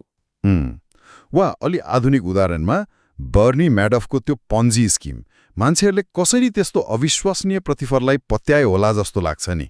किनभने कथा आकर्षक थियो, सजिलै निरन्तर उच्च प्रतिफल पाइन्छ भन्ने कथा। अनि अर्को कुरा, हामी आफ्नो सीमित ज्ञानले यो जटिल संसारलाई बुझ्ने प्रयास गर्छौं। जब हामीलाई केही कुराको पूरा जानकारी हुँदैन, हामी खाली ठाउँ भर्न आफै कथाहरू बनाउँछौं। त्यो ड्यानियल कानेमनको हिन्डसाइट बायस वा न्यारेटिभ फ्यालेसी जस्तै भयो, होइन? पछाडि फर्केर हेर्दा सबै कुरा स्पष्ट र अनुमान योग्य लाग्ने। हो, ठ्याक्कै। हाउसले आफ्नी छोरीको उदाहरण पनि दिएका छन्, कसरी बच्चाहरूले पनि अपूर्ण जानकारीबाट आफ्नै कथा बनाउँछन्। हामी वयस्कहरूले पनि त्यही गर्छौं, अलि जटिल तरिकाले मात्रै। अनि यसले गर्दा हामीलाई नियन्त्रणको भ्रम, इल्युजन अफ कन्ट्रोल हुन्छ। हामीलाई लाग्छ कि हामीले भविष्य अनुमान गर्न सक्छौं वा बजार कता जान्छ भन्न सक्छौं। अनि त्यही भ्रमले गर्दा कमजोर ट्र्याक रेकर्ड भएका विज्ञ वा भविष्यवाणीहरूमा पनि हामी विश्वास गर्न पुग्छौं, किनकि उनीहरूले एउटा पूर्ण, आकर्षक कथा प्रस्तुत गरिरहेका हुन्छन्। यो त डरलाग्दो कुरा हो। हाम्रो निर्णयहरू कति धेरै यस्ता मनोवैज्ञानिक झुकाव र कथाहरूबाट प्रभावित हुँदा रहेछन्। हो, र यही कुरा बुझेपछि अध्याय 18मा हाउजलले दिएका ती मुख्य सिकाइहरू सबै सँगै भन्ने खण्डमा अझ बढी सान्दर्भिक लाग्छन्। त्यो डेन्टिस्ट क्लेरेन्स ह्युजको कथा छ नि त्यहाँ। त्यो निकै मार्मिक छ। बिरामीले नमान्दा नमानी सही उपचार गर्नुको सट्टा बिरामी सहमत हुने उपचार रोज्ने डेन्टिस्ट। यसले व्यक्तिगत सहमतिको महत्त्व देखाउँछ। हो, अनि हाउसलेयरलाई पैसासँग जोड्छन्। वित्तीय सल्लाह पनि त्यस्तै व्यक्तिगत हुनुपर्छ। सबैका लागि एउटै सही जवाफ हुँदैन, किनकि मान्छेका लक्ष्य, परिस्थिति, जोखिम सहन सक्ने क्षमता फरक हुन्छ। एकदम। त्यसैले उहाँले केही ठोस तर व्यक्तिगत रूपमा लागू गर्न सकिने सिफारिसहरू दिनुभएको छ। ती कुनै फर्मुला होइनन्, बरु सिद्धान्त हुन्। केही मुख्य सिफारिसहरू के थिए? अलि विस्तारमा भन्नुस् न। पहिलो त सफलतामा विनम्रता र असफलतामा क्षमा। मतलब आफ्नो सफलतामा भाग्यको भूमिका स्वीकार्नुहोस् र अरूको वा आफ्नै असफलतामा जोखिम र अनिश्चितताको भूमिका बुझ्नुहोस्। यसले अहंकार घटाउँछ र सिक्न मद्दत गर्छ। यो निकै महत्त्वपूर्ण छ। हामी प्राय सफलतालाई आफ्नो खुबी र असफलतालाई दुर्भाग्य मान्छौं। हो, अनि दोस्रो जुन मलाई निकै मनपर्छ, कम अहंकार बढी सम्पत्ति। यो त अघि पनि कुरा भएको थियो। यसलाई अलिकति खोलौं न। तपाईको अहंकार वा देखाउन चाहने प्रवृत्ति बीचको खाडल हो। जति धेरै देखाउन खर्च गर्नुभयो, बचत त्यति कम हुन्छ। सम्पत्ति कमाइले मात्र होइन, बचतले बन्छ। कति सरल तर कति गहिरो कुरा। अरूलाई देखाउन महँगो गाडी, महँगो घर किन्न क्षणिक सन्तुष्टि मिल्ला, तर दीर्घकालीन सम्पत्ति घट्दै जान्छ। हो, अर्को सिफारिस छ, राति ढुक्कले निद्रा लाग्ने गरी पैसा व्यवस्थापन गर्नुहोस्। अधिकतम नाफाको पछि लाग्नुभन्दा पनि आफ्नो मानसिक शान्तिलाई प्राथमिकता दिनुहोस्। यो त मेरो लागि पनि निकै महत्त्वपूर्ण लाग्छ। पैसाको चिन्ताले निद्रा हराउनु भएन। अनि लगानीमा समयको महत्त्व बुझ्नु, यानि कि कम्पाउन्डिङको शक्तिलाई काम गर्न दिनुहोस्। सानो लगानी पनि लामो समयसम्म रह्यो भने ठूलो हुन सक्छ। धैर्यता चाहियो, होइन त? 10 वटा शेयर किन्नु भयो भने सबैले राम्रो गर्छ भन्ने छैन। केही डुब्न सक्छन्, केहीले सामान्य प्रतिफल देलान् र एकाधले चाहिँ असाधारण राम्रो गर्न सक्छन्। त्यो एकाध नै काफी हुन सक्छ। मतलब हरेक निर्णय सही हुनै पर्छ भन्ने दबाब लिनु भएन। पर्दैन। अनि त्यहीसँग जोडिएको अर्को बुदा छ, गल्तीको लागि ठाउँ, रुम फर एरर राख्नु। यो रुम फर एररको अवधारणा अलिकति स्पष्ट पार्नुस् न। यसको मतलब हो, आफ्नो योजना बनाउँदा सबै कुरा ठ्याक्कै सोचे जस्तो हुन्छ भन्ने नठान्नु। अलिकति तलमाथि हुन सक्छ, केही नसोचेको हुन सक्छ भनेर पहिले नै मार्जिन राख्नु। जस्तो तपाईलाई 5 वर्षमा चाहिने पैसाका लागि 100% इक्विटीमा नहाल्नु, किनकि त्यो 5 वर्षमा बजार घट्यो भने के गर्ने? अलिकति सुरक्षित ठाउँमा पनि राख्नु पर्यो। बफर जस्तो राख्नु पर्यो। हो, बफर। अनि अरू बुदाहरूमा छन् समयमाथि नियन्त्रण पाउन पैसाको प्रयोग गर्नु तथा आर्थिक स्वतन्त्रताले तपाईलाई आफ्नो समय कसरी बिताउने भन्ने विकल्प दिन्छ। बिना कुनै खास लक्ष्य पनि बचत गर्नु, भविष्यमा के चाहिन्छ थाहा नहुन सक्छ, तर बचत भयो भने विकल्पहरू खुल्छन्। त्यो बिना कारण बचत पनि रोचक लाग्यो। हामी त प्राय घर किन्न, गाडी किन्न भनेर लक्ष्य राखेर बचत गर्छौं। लक्ष्य राख्नु राम्रो हो, तर कहिलेकाहीँ कुनै लक्ष्य नभए पनि बचत गरिरहनुले भविष्यको अनिश्चितता सामना गर्न मद्दत गर्छ। अनि सफलताको मूल्य पहिचान गरी तिर्न तयार हुनु, जस्तो लामो समय धैर्य गर्नु, बजारको उतार चढाव सहन सक्नु, यी सबै लगानीको सफलताका लागि तिर्नुपर्ने मूल्य हुन्। अनि अतिवादबाट बच्नु। हो, कुनै पनि कुरामा अति नगर्नु। न त सबै पैसा शेयरमा, न त सबै पैसा मुद्दतीमा। सन्तुलन खोज्नु, जोखिम लिनु, तर आफूलाई नै सिद्ध्याउने खालको रुइनस जोखिमबाट डराउनु। अनि अन्तिममा आफ्नो खेल चिन्नु र अरूको सम्मान गर्नु। तपाईको लक्ष्य, तपाईको समय सीमा, तपाईको जोखिम क्षमता अरूको भन्दा फरक हुन्छ। त्यसैले अरूले के गरे भनेर नक्कल गर्ने होइन, आफ्नो लागि के सही छ त्यो बुझ्नुपर्छ र अरूको निर्णय फरक हुन सक्छ भनेर सम्मान गर्नुपर्छ। वाह, यी त साँच्चै जीवनोपयोगी पाठहरू भए। पैसाको सन्दर्भमा मात्र होइन, जीवनका अरू पक्षमा पनि लागू हुने जस्ता। हो नि। यी सिद्धान्तहरू बुझेपछि अध्याय 19 आत्मस्वीकृति कन्फेसन्समा हाउसलले आफ्नो व्यक्तिगत अनुभव र रणनीति शेयर गर्दा त्यो अझै अर्थपूर्ण लाग्छ। उहाँले सुरुमै भन्नुहुन्छ नि, यो सल्लाह होइन, मेरो अनुभव मात्र हो। जस्तो सेन्डी गोट्सम्यानको त्यो प्रश्न, तपाईसँग के छ र किन छ, यो प्रश्नले व्यक्तिगत प्राथमिकता कति महत्त्वपूर्ण छ भन्ने देखाउँछ। अनि त्यो डाक्टरहरूको उदाहरण पनि छ। उनीहरू बिरामीलाई दिने सल्लाह र आफ्नो लागि रोज्ने उपचार फरक हुन सक्छ रे, किनकि व्यक्तिगत परिस्थिति, भावना, प्राथमिकता फरक हुन्छ। त्यसो भए हाउसेलको व्यक्तिगत दृष्टिकोण कस्तो रहेछ त? उहाँको किन के रहेछ? उहाँको मुख्य किन भनेको पैसा कमाउनु मात्र होइन, बरु जीवनमा बढी स्वतन्त्रता र नियन्त्रण हासिल गर्नु हो। उहाँ चार्ली मंगरको भनाइ उद्धृत गर्नुहुन्छ, पैसाको सबैभन्दा ठूलो फाइदा भनेको आफ्नो समयलाई नियन्त्रण गर्न सक्नु हो। मतलब अधिकतम प्रतिफल, म्याक्सिमम रिटर्न भन्दा पनि स्वतन्त्रता, इन्डिपेन्डेन्सलाई प्राथमिकता हो। अनि यो प्राप्त गर्न उहाँ र उहाँकी श्रीमतीले केही सरल तर प्रभावकारी रणनीति अपनाउनु भएको छ। पहिलो, जीवनशैली सकेसम्म सरल राख्ने र आम्दानीको ठूलो हिस्सा बचत गर्ने। त्यो अघिको अहंकार र आम्दानीको खाडललाई ठूलो बनाउने। उच्च बचत दर कायम गर्ने। दोस्रो, घर किन्दा पुरै नगद तिरेर ऋणमुक्त राख्ने।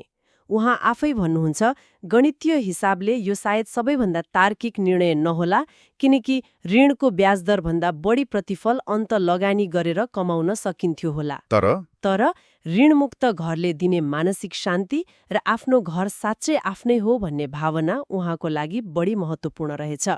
त्यो राति ढुक्कले सुत्न सक्ने कुरा आयो फेरि। तेस्रो रणनीति के थियो? पर्याप्त नगद वा नगद जस्तै सम्पत्ति राख्ने। यो पनि परम्परागत वित्तीय सल्लाह विपरीत हुन सक्छ, जसले पैसालाई काममा लगाउनु पर्छ भन्छ। तर उहाँको तर्क छ, पर्याप्त नगद हातमा भयो भने बजार घट्दा वा कुनै आपत पर्दा आफ्नो राम्रो लगानी जस्तै शेयर घाटा खाएर बेच्न बाध्य हुनु पर्दैन। यो त त्यो रुम फर एररसँग पनि जोडियो नि। हो, जोडियो। यसले उहाँलाई बजारको उतार चढावमा नआत्तिए लामो समयसम्म लगानीमा टिकिरहन मद्दत गर्छ। अनि चौथो, लगानीको कुरा गर्दा उहाँ एकदमै सरल बाटो अपनाउनुहुन्छ, साधारण कम लागतको इन्डेक्स फन्डमा लगानी गर्ने। किन इन्डेक्स फन्ड? उहाँ त वित्तीय क्षेत्रकै मान्छे। उहाँ स्वीकार्नुहुन्छ कि लगातार बजारलाई जित्नु, बीट द मार्केट, असाध्यै गाह्रो छ, विज्ञहरूका लागि पनि। त्यसैले उहाँ सक्रिय व्यवस्थापनको झन्झटमा पर्नुको सट्टा बजारको औसत प्रतिफलमा चित्त बुझाउनुहुन्छ र आफ्नो ध्यान चाहिँ आफूले नियन्त्रण गर्न सक्ने कुरामा लगाउनुहुन्छ। जस्तै आफ्नो बचत दर बढाउने र लामो समयसम्म धैर्य गर्ने। यी दुई कुराले लगानीको सफलतामा बजार कहिले माथि जान्छ, कहिले तल जान्छ भन्ने अनुमान गर्नुभन्दा धेरै ठूलो प्रभाव पार्छ भन्ने उहाँको विश्वास छ। समग्रमा हेर्दा उहाँको रणनीति भनेको जटिलता घटाउने, नियन्त्रण बढाउने र मानसिक शान्ति सुनिश्चित गर्ने रहेछ। हो, अन्तिम लक्ष्य उही हो, रातमा ढुक्कले सुत्न सक्नु।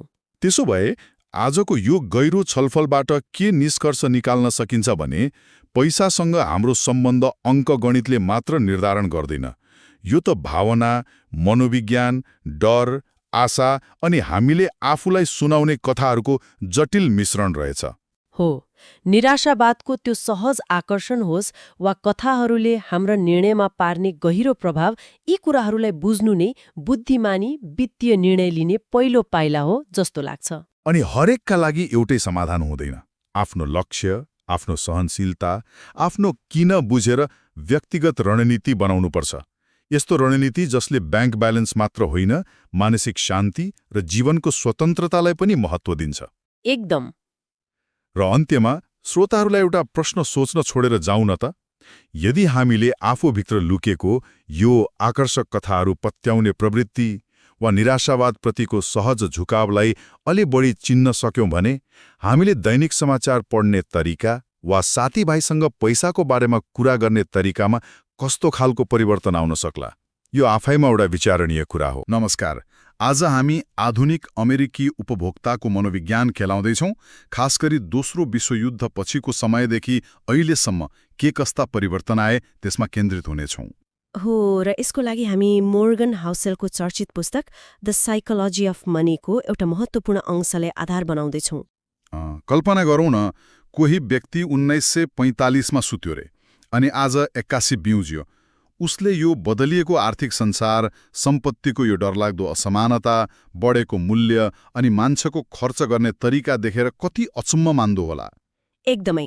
त्यसैले आजको हाम्रो यो गहन छलफलको उद्देश्य नै 1945 देखि आजसम्मका प्रमुख आर्थिक घटनाहरू र मानिसहरूको सोचाइमा आएका परिवर्तनहरूलाई जोड्ने एउटा कथा खोतल्नु हो। त्यसो भए सुरु गरौँ 1945बाटै। अगस्टमा दोस्रो विश्वयुद्ध सकियो। एकातिर खुसियाली थियो, तर अर्कोतिर ठूलो आर्थिक चिन्ता पनि थियो, होइन?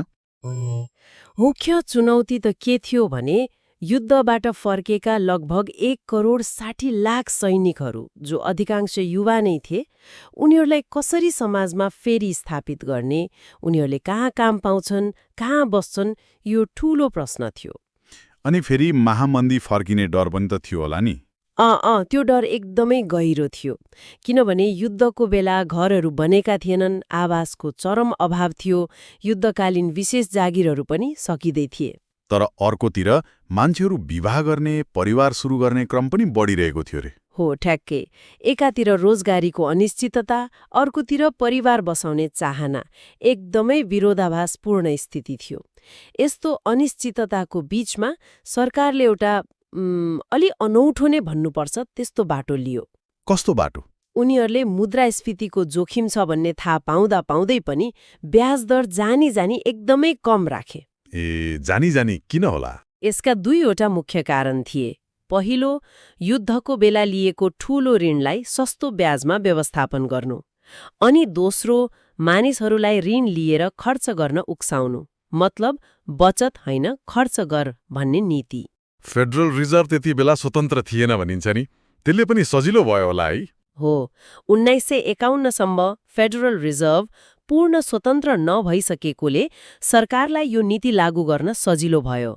रणनीति एकदम स्पष्ट थियो, अर्थव्यवस्था चलायमान राख्न खर्च बढाउनै पर्छ। तर ब्याजदर कम हुँदैमा मान्छेले त्यसै त खर्च गर्दैनन् होला? अरू केही उत्प्रेरकहरू पनि थिए कि? एकदम सही प्रश्न। अर्को एकदमै ठूलो र प्रभावकारी कदम थियो जीआई बिल। यो चाहिँ युद्धबाट फर्केका सैनिकहरूका लागि ल्याइएको विशेष कार्यक्रम थियो। जीआई बिल सुनेको जस्तो लाग्छ। यसले के गर्यो खासमा? यसले भेटरेनहरूलाई किन्न लगभग 0 डाउन पेमेन्टमा र एकदमै सस्तो ब्याज दरमा ऋण दियो। पढ्न वा सानोतिनो व्यापार गर्न पनि सहयोग गर्यो। सँगसँगै अरू उपभोक्ता ऋणहरू जस्तै किस्ताबन्दीमा सामान किन्ने अनि क्रेडिट कार्डहरू जुन 1950मा पहिलोपटक आयो पनि एकदमै बढ्न थाल्यो। ओहो, भनेपछि घर किन्नेदेखि सामान्य सामान किन्नसम्म ऋण लिन सजिलो भयो। नतिजा के भयो भने घर परिवारले लिने ऋण वात्तै बढ्यो, एकदमै तीव्र गतिमा। अनि यसले नै त्यो समृद्धिको ढोका खोल्यो, जस्तो तपाईँले भन्नुभयो युद्धले गर्दा रोकिएको माग थियो मान्छेमा। हो, त्यो माग अनि सस्तो ब्याजमा पाइने ऋण। र अर्को एउटा कुरा, 1930को दशकको महामन्दीले जन्माएको तर लुकेर बसेको उत्पादकत्व वृद्धि पनि थियो रे नि। बिल्कुल, त्यो आवश्यकताले गर्दा भएको नवप्रवर्तन त्यो पनि एकैपटक बाहिर आयो। यी सबै कुरा मिल्दा त एउटा आर्थिक विस्फोट नै भयो भन्नुपर्छ। मान्छेहरूले धमाधम सामान किन्न थाले, कार, घर, टिभी, वाशिङ मसिन जस्ता घरेलु उपकरणहरू। हो, तथ्याङ्क हेर्ने हो भने 1945देखि 49को बीचमा मात्रै 2 करोड 10 लाख भन्दा बढी कार बिकेछन्। बाफ्रे! अनि घर? 1945देखि 50सम्ममा करिब 70 लाख नयाँ घर बने। अनि ती फर्केका सैनिकहरूले के गरे त? उनीहरूले हिने सामानहरू बनाउने नयाँ फ्याक्ट्रीहरूमा काम पाए। उनीहरू आफैले बनाइरहेका सामानहरू उनीहरू आफै र अरूले किनिरहेका थिए। एउटा गजबको चक्र सुरु भयो। यो त साँच्चै समृद्धिको युग रहेछ। र त्यो समृद्धिको सबैभन्दा महत्त्वपूर्ण पक्ष, खास गरी 1950देखि 1970को बीचमा यो साझा समृद्धि थियो। साझा समृद्धि मतलब देश धनी बन्यो, तर धनी झन धनी र गरिब झन गरिब भएर होइन। गरिब मान्छेहरूको जीवनस्तर उकासिएर देश धनी भएको थियो। औसत ज्याला मुद्रास्फीतिलाई समायोजन गर्दा पनि 1940देखि 1963सम्ममा 2 पटक दोब्बर भयो। 2 पटक दोब्बर? वाह! अनि धनी र गरिब बीचको खाडल असाधारण रूपले घट्यो। त्यो बेला शीर्ष 1% मानिसहरूको आय हिस्सा अहिलेको भन्दा निकै कम थियो।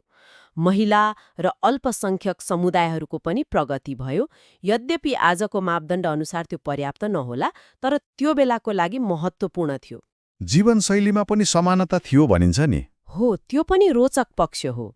धनी होस् वा मध्यम वर्ग, उनीहरूले उस्तै खालका कार चढ्थे, सीमित टिभी च्यानलहरूबाट उस्तै मनोरञ्जन लिन्थे, क्याटलगहरूबाट उस्तै सामान किन्थे। आफ्नो छिमेकी वा अफिसको साथीको जीवनस्तर हेर्दा म पनि यो हासिल गर्न सक्छु भन्ने विश्वास थियो मान्छेमा। त्यो एकदमै महत्त्वपूर्ण थियो। त्यो साझा समृद्धिको आधारमा मानिसहरूले ऋण लिन थाले। तर तपाईँले अघि भन्नुभयो त्यो ऋण व्यवस्थापन गर्न सकिने खालको थियो।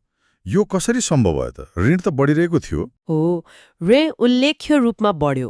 1947 देखि 1957 को 10 वर्षमै घर परिवारको ऋण करिब 5 गुणाले बढ्यो। घर किन्ने चलन पनि ह्वात्तै बढ्यो। करिब 47% बाट बढेर 1970 मा 62% पुग्यो। तर त्यो बेला किन व्यवस्थापन योग्य थियो भने मानिसहरूको आम्दानी पनि ऋणसँगै बढिरहेको थियो। आम्दानी पनि सँगसँगै बढ्यो। हो, त्यसैले ऋण र आम्दानीको अनुपात, जसलाई डेट टु इन्कम रेशियो भनिन्छ, त्यो 60% भन्दा तलै थियो। आज यो 100% भन्दा माथि छ धेरै ठाउँमा। नारुखदो। अनि ऋण लिनुलाई सामाजिक रूपमा पनि स्वीकार गरिन थाल्यो। ऋण लिनु बिस्तारै सामान्य मानिन थाल्यो। घर किन्न, गाडी किन्न ऋण लिनु प्रगतिकै सूचक मानिन थाल्यो। तर यो सुनौलो युग सधैँ रहेन हैन त। 1970 को दशकको सुरुतिरबाट केही समस्याहरू देखिन थाले। हो, खास गरी 1973 लाई एउटा परिवर्तनको बिन्दु मानिन्छ। त्यो बेला मन्दी आयो, बेरोजगारी बढ्यो, मुद्रास्फीति अनियन्त्रित हुन थाल्यो, ब्याजदरहरू पनि बढ्न थाले। यसले आर्थिक चिन्ता त थप्यो नै, सँगसँगै सामाजिक डरको पृष्ठभूमि पनि थियो। कस्तो सामाजिक डर? जस्तो भियतनाम युद्धको असर, अमेरिकाभित्रै भएका जातीय दङ्गा, राजनैतिक हत्याहरू, यी सबैले गर्दा समाजमा एक किसिमको असन्तुष्टता र डरको भावना थियो। अनि विश्वव्यापी रूपमा पनि त परिवर्तन आइरहेको थियो नि। अमेरिकाको त्यो एक छत्र दबदबा, हो, त्यो पनि घट्दै थियो। जापान र युरोप युद्धपछिको पुनर्निर्माणबाट फेरि शक्तिशाली प्रतिस्पर्धी बनेर उठे। चीनको आर्थिक उदयको सुरुवात त्यही बेलातिर भयो। मध्यपूर्वका देशहरूले तेललाई राजनीतिक हतियारको रूपमा प्रयोग गर्न थाले। सँगसँगै अमेरिकाभित्रै पनि पुस्तागत र सांस्कृतिक परिवर्तन आइरहेको थियो। बेबी बुमर पुस्ता हुर्किसकेका थिए, उनीहरूको अपेक्षा र जीवनशैली अलि फरक थियो। यहाँनिर एउटा महत्त्वपूर्ण कुरा छ जस्तो लाग्यो। आर्थिक यथार्थ बदलिन थाल्यो। वृद्धि अब पहिले जस्तो समान रहेन, तर मान्छेहरूको अपेक्षा चाहिँ? हो, ठ्याक्कै यहीँनिर समस्या सुरु भयो। आर्थिक वास्तविकता बदलियो, तर मानिसहरूको दिमागमा त्यो पुरानो युद्धपछिको साझा समृद्धिको, सबैको समान उन्नति हुनुपर्छ, जीवनस्तर उस्तै हुनुपर्छ भन्ने अपेक्षा चाहिँ जीवितै रह्यो। त्यो अपेक्षा र बदल्दो यथार्थ बीचको खाडल बढ्दै गयो। अनि आयो 1980 देखि 2000 को दशक। यो अवधिमा फेरि आर्थिक वृद्धि त भयो हैन, बेरोजगारी घट्यो, शेयर बजार निकै माथि गयो। हो, सतहमा हेर्दा त फेरि राम्रो समय आए जस्तो देखिन्थ्यो। तर यो वृद्धि पहिलेको जस्तो थिएन। कसरी फरक थियो त? यो वृद्धि पहिलेको जस्तो साझा थिएन। यसको ठूलो र असमान हिस्सा माथिल्लो तहका मानिसहरू, खास गरी शीर्ष 1% मा गयो। बाँकी बहुसंख्यक अमेरिकीहरूको आम्दानी या त स्थिर रह्यो या केहीको त घट्यो पनि। त्यसो भए एकातिर केही मान्छेहरू एकदमै धनी हुँदै गए, अर्कोतिर धेरै मान्छेहरूको आर्थिक अवस्था जहाँको त्यहीँ रह्यो वा खस्कियो। हो, र यसले एउटा ठूलो सामाजिक र मनोवैज्ञानिक द्वन्द्व निम्ति आयो। एकातिर सबैको जीवनस्तर उस्तै हुनुपर्छ भन्ने त्यो पुरानो गहिरोसँग गढेको अपेक्षा थियो, अर्कोतिर आफ्नै आँखा अगाडि बढ्दै गएको असमानताको कठोर यथार्थ थियो। यसलाई नै तपाईँले पुस्तकमा उल्लेख भए अनुसार ठूलो खिचाओ, द बिग स्ट्रेच भन्नुभएको छ। थोरै मान्छे धनी भए, तर उनीहरूको चम्किलो जीवनशैलीले बहुसंख्यक मानिसहरूको आकांक्षालाई वात्तै बढाइदियो, जसको आम्दानी वास्तवमा बढिरहेको थिएन। अनि त्यो आकांक्षा पूरा गर्न, त्यो देख्दा देख्दै बढेको जीवनस्तर भ्याउन मानिसहरूले के गरे त? आम्दानी त बढेको छैन। उनीहरूले ऋण लिए, अझ धेरै ऋण लिए। ठूला घर, महँगा गाडी, छोराछोरीको राम्रो शिक्षा, यी सबै कुराका लागि घर परिवारको ऋण आकासिन थाल्यो। कतिसम्म पुग्यो होला त्यो ऋण? त्यो ऋण आम्दानी अनुपात जुन पहिले 60% भन्दा कम थियो त्यो बढेर 2007 सम्म आइपुग्दा 130% नाग्यो। 130%? मतलब आम्दानी भन्दा ऋण धेरै। हो, ऋण तिर्नुपर्ने भार खासगरी कम र मध्यम आय भएकाहरूका लागि एकदमै बढ्यो। यही अवस्थाले नै 2008 को विश्वव्यापी आर्थिक सङ्कटको जग बसालेको थियो। त्यो 2008 को सङ्कटको कारण यही बढ्दो ऋण र असमानता थियो? यो एउटा प्रमुख कारण थियो। अर्थशास्त्री हाइमन मिन्स्कीले वर्णन गरे जस्तो मिन्स्की मोमेन्ट आयो, त्यो खतरनाक बिन्दु जब ऋण यति धेरै हुन्छ कि मानिसहरूले अब तिर्न सक्दैनन् कि भन्ने डर व्यापक हुन्छ र प्रणाली नै धराशायी हुन सक्छ। अनि 2008 को सङ्कटपछि के भयो त? ऋण केही घट्यो होला? सङ्कटपछि ऋण केही घट्यो, ब्याज दरहरू फेरि एकदमै तल झारियो, त्यसले पनि केही राहत दियो। तर सङ्कट समाधानका लागि सरकार र केन्द्रीय ब्याङ्कले चालेका कदमहरू जस्तै क्वान्टिटेटिभ इजिङ QE, जसको मतलब केन्द्रीय ब्याङ्कले अर्थतन्त्रमा ठूलो मात्रामा पैसा प्रवाह गर्यो। र ठूला ब्याङ्कहरूलाई टाटपल्टिनबाट जोगाउन दिएको सरकारी सहायता, जसलाई बेलआउट भनियो।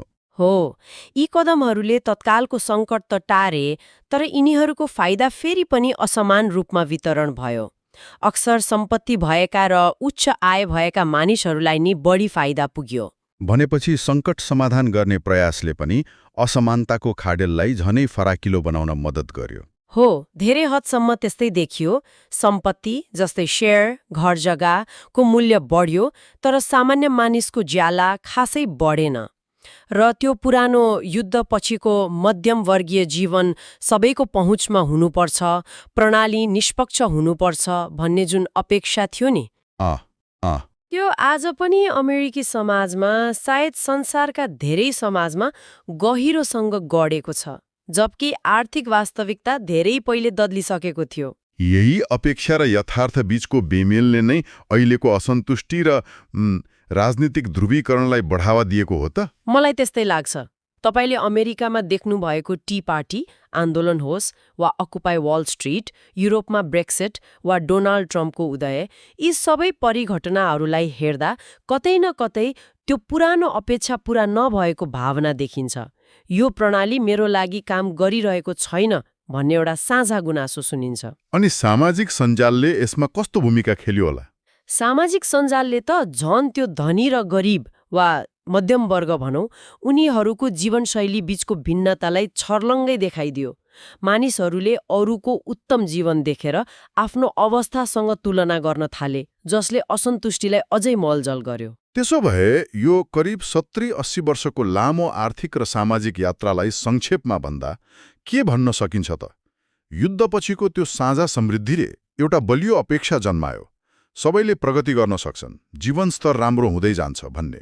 तर पछि जब असमानता बढ्दै गयो, त्यो अपेक्षा र यथार्थ बीच ठूलो द्वन्द्व भयो। हो, अनि त्यो द्वन्द्वले मानिसहरूलाई ऋणको पासोमा पार्यो, त्यो पुरानो जीवनस्तरको भ्रमलाई कायम राख्न वा त्यहाँसम्म पुग्न, र यसले अन्ततः ठूलो आर्थिक सङ्कट र गहिरो सामाजिक तनाव निम्त्यायो। यो त निकै गहिरो विश्लेषण भयो। र यी ऐतिहासिक कथाहरू, यी गहिरोसँग गढेका अपेक्षाहरूको शक्तिलाई हामीले कम आँक्नु हुँदैन। यसले आज पनि मानिसहरूले पैसा कसरी खर्च गर्छन्, उनीहरूले भविष्य कस्तो देख्छन् र यहाँसम्म कि उनीहरूले कसलाई भोट हाल्छन् भन्नेसम्मका कुरालाई प्रभाव पारिरहेको छ। यो सबै कुरा सुनेपछि मलाई एउटा अन्तिम प्रश्न सोध्न मन लाग्यो, जुन हाम्रा श्रोताहरूले पनि मनन गर्न सक्नुहुन्छ। यो लामो इतिहासलाई हेर्दा आज हामी प्रत्येकले आफ्नो जीवनमा पैसा, सफलता र निष्पक्षता, फेयरनेस बारे बोकेर हिँडेका कुन चाहिँ गहिरो मान्यताहरूलाई एकपटक फेरि जाँच्नुपर्ने बेला आएको छ कि? एकदमै सान्दर्भिक प्रश्न। यो इतिहासले हामीलाई आफ्नै अपेक्षाहरू र आर्थिक यथार्थबारे सोच्न बाध्य बनाउँछ।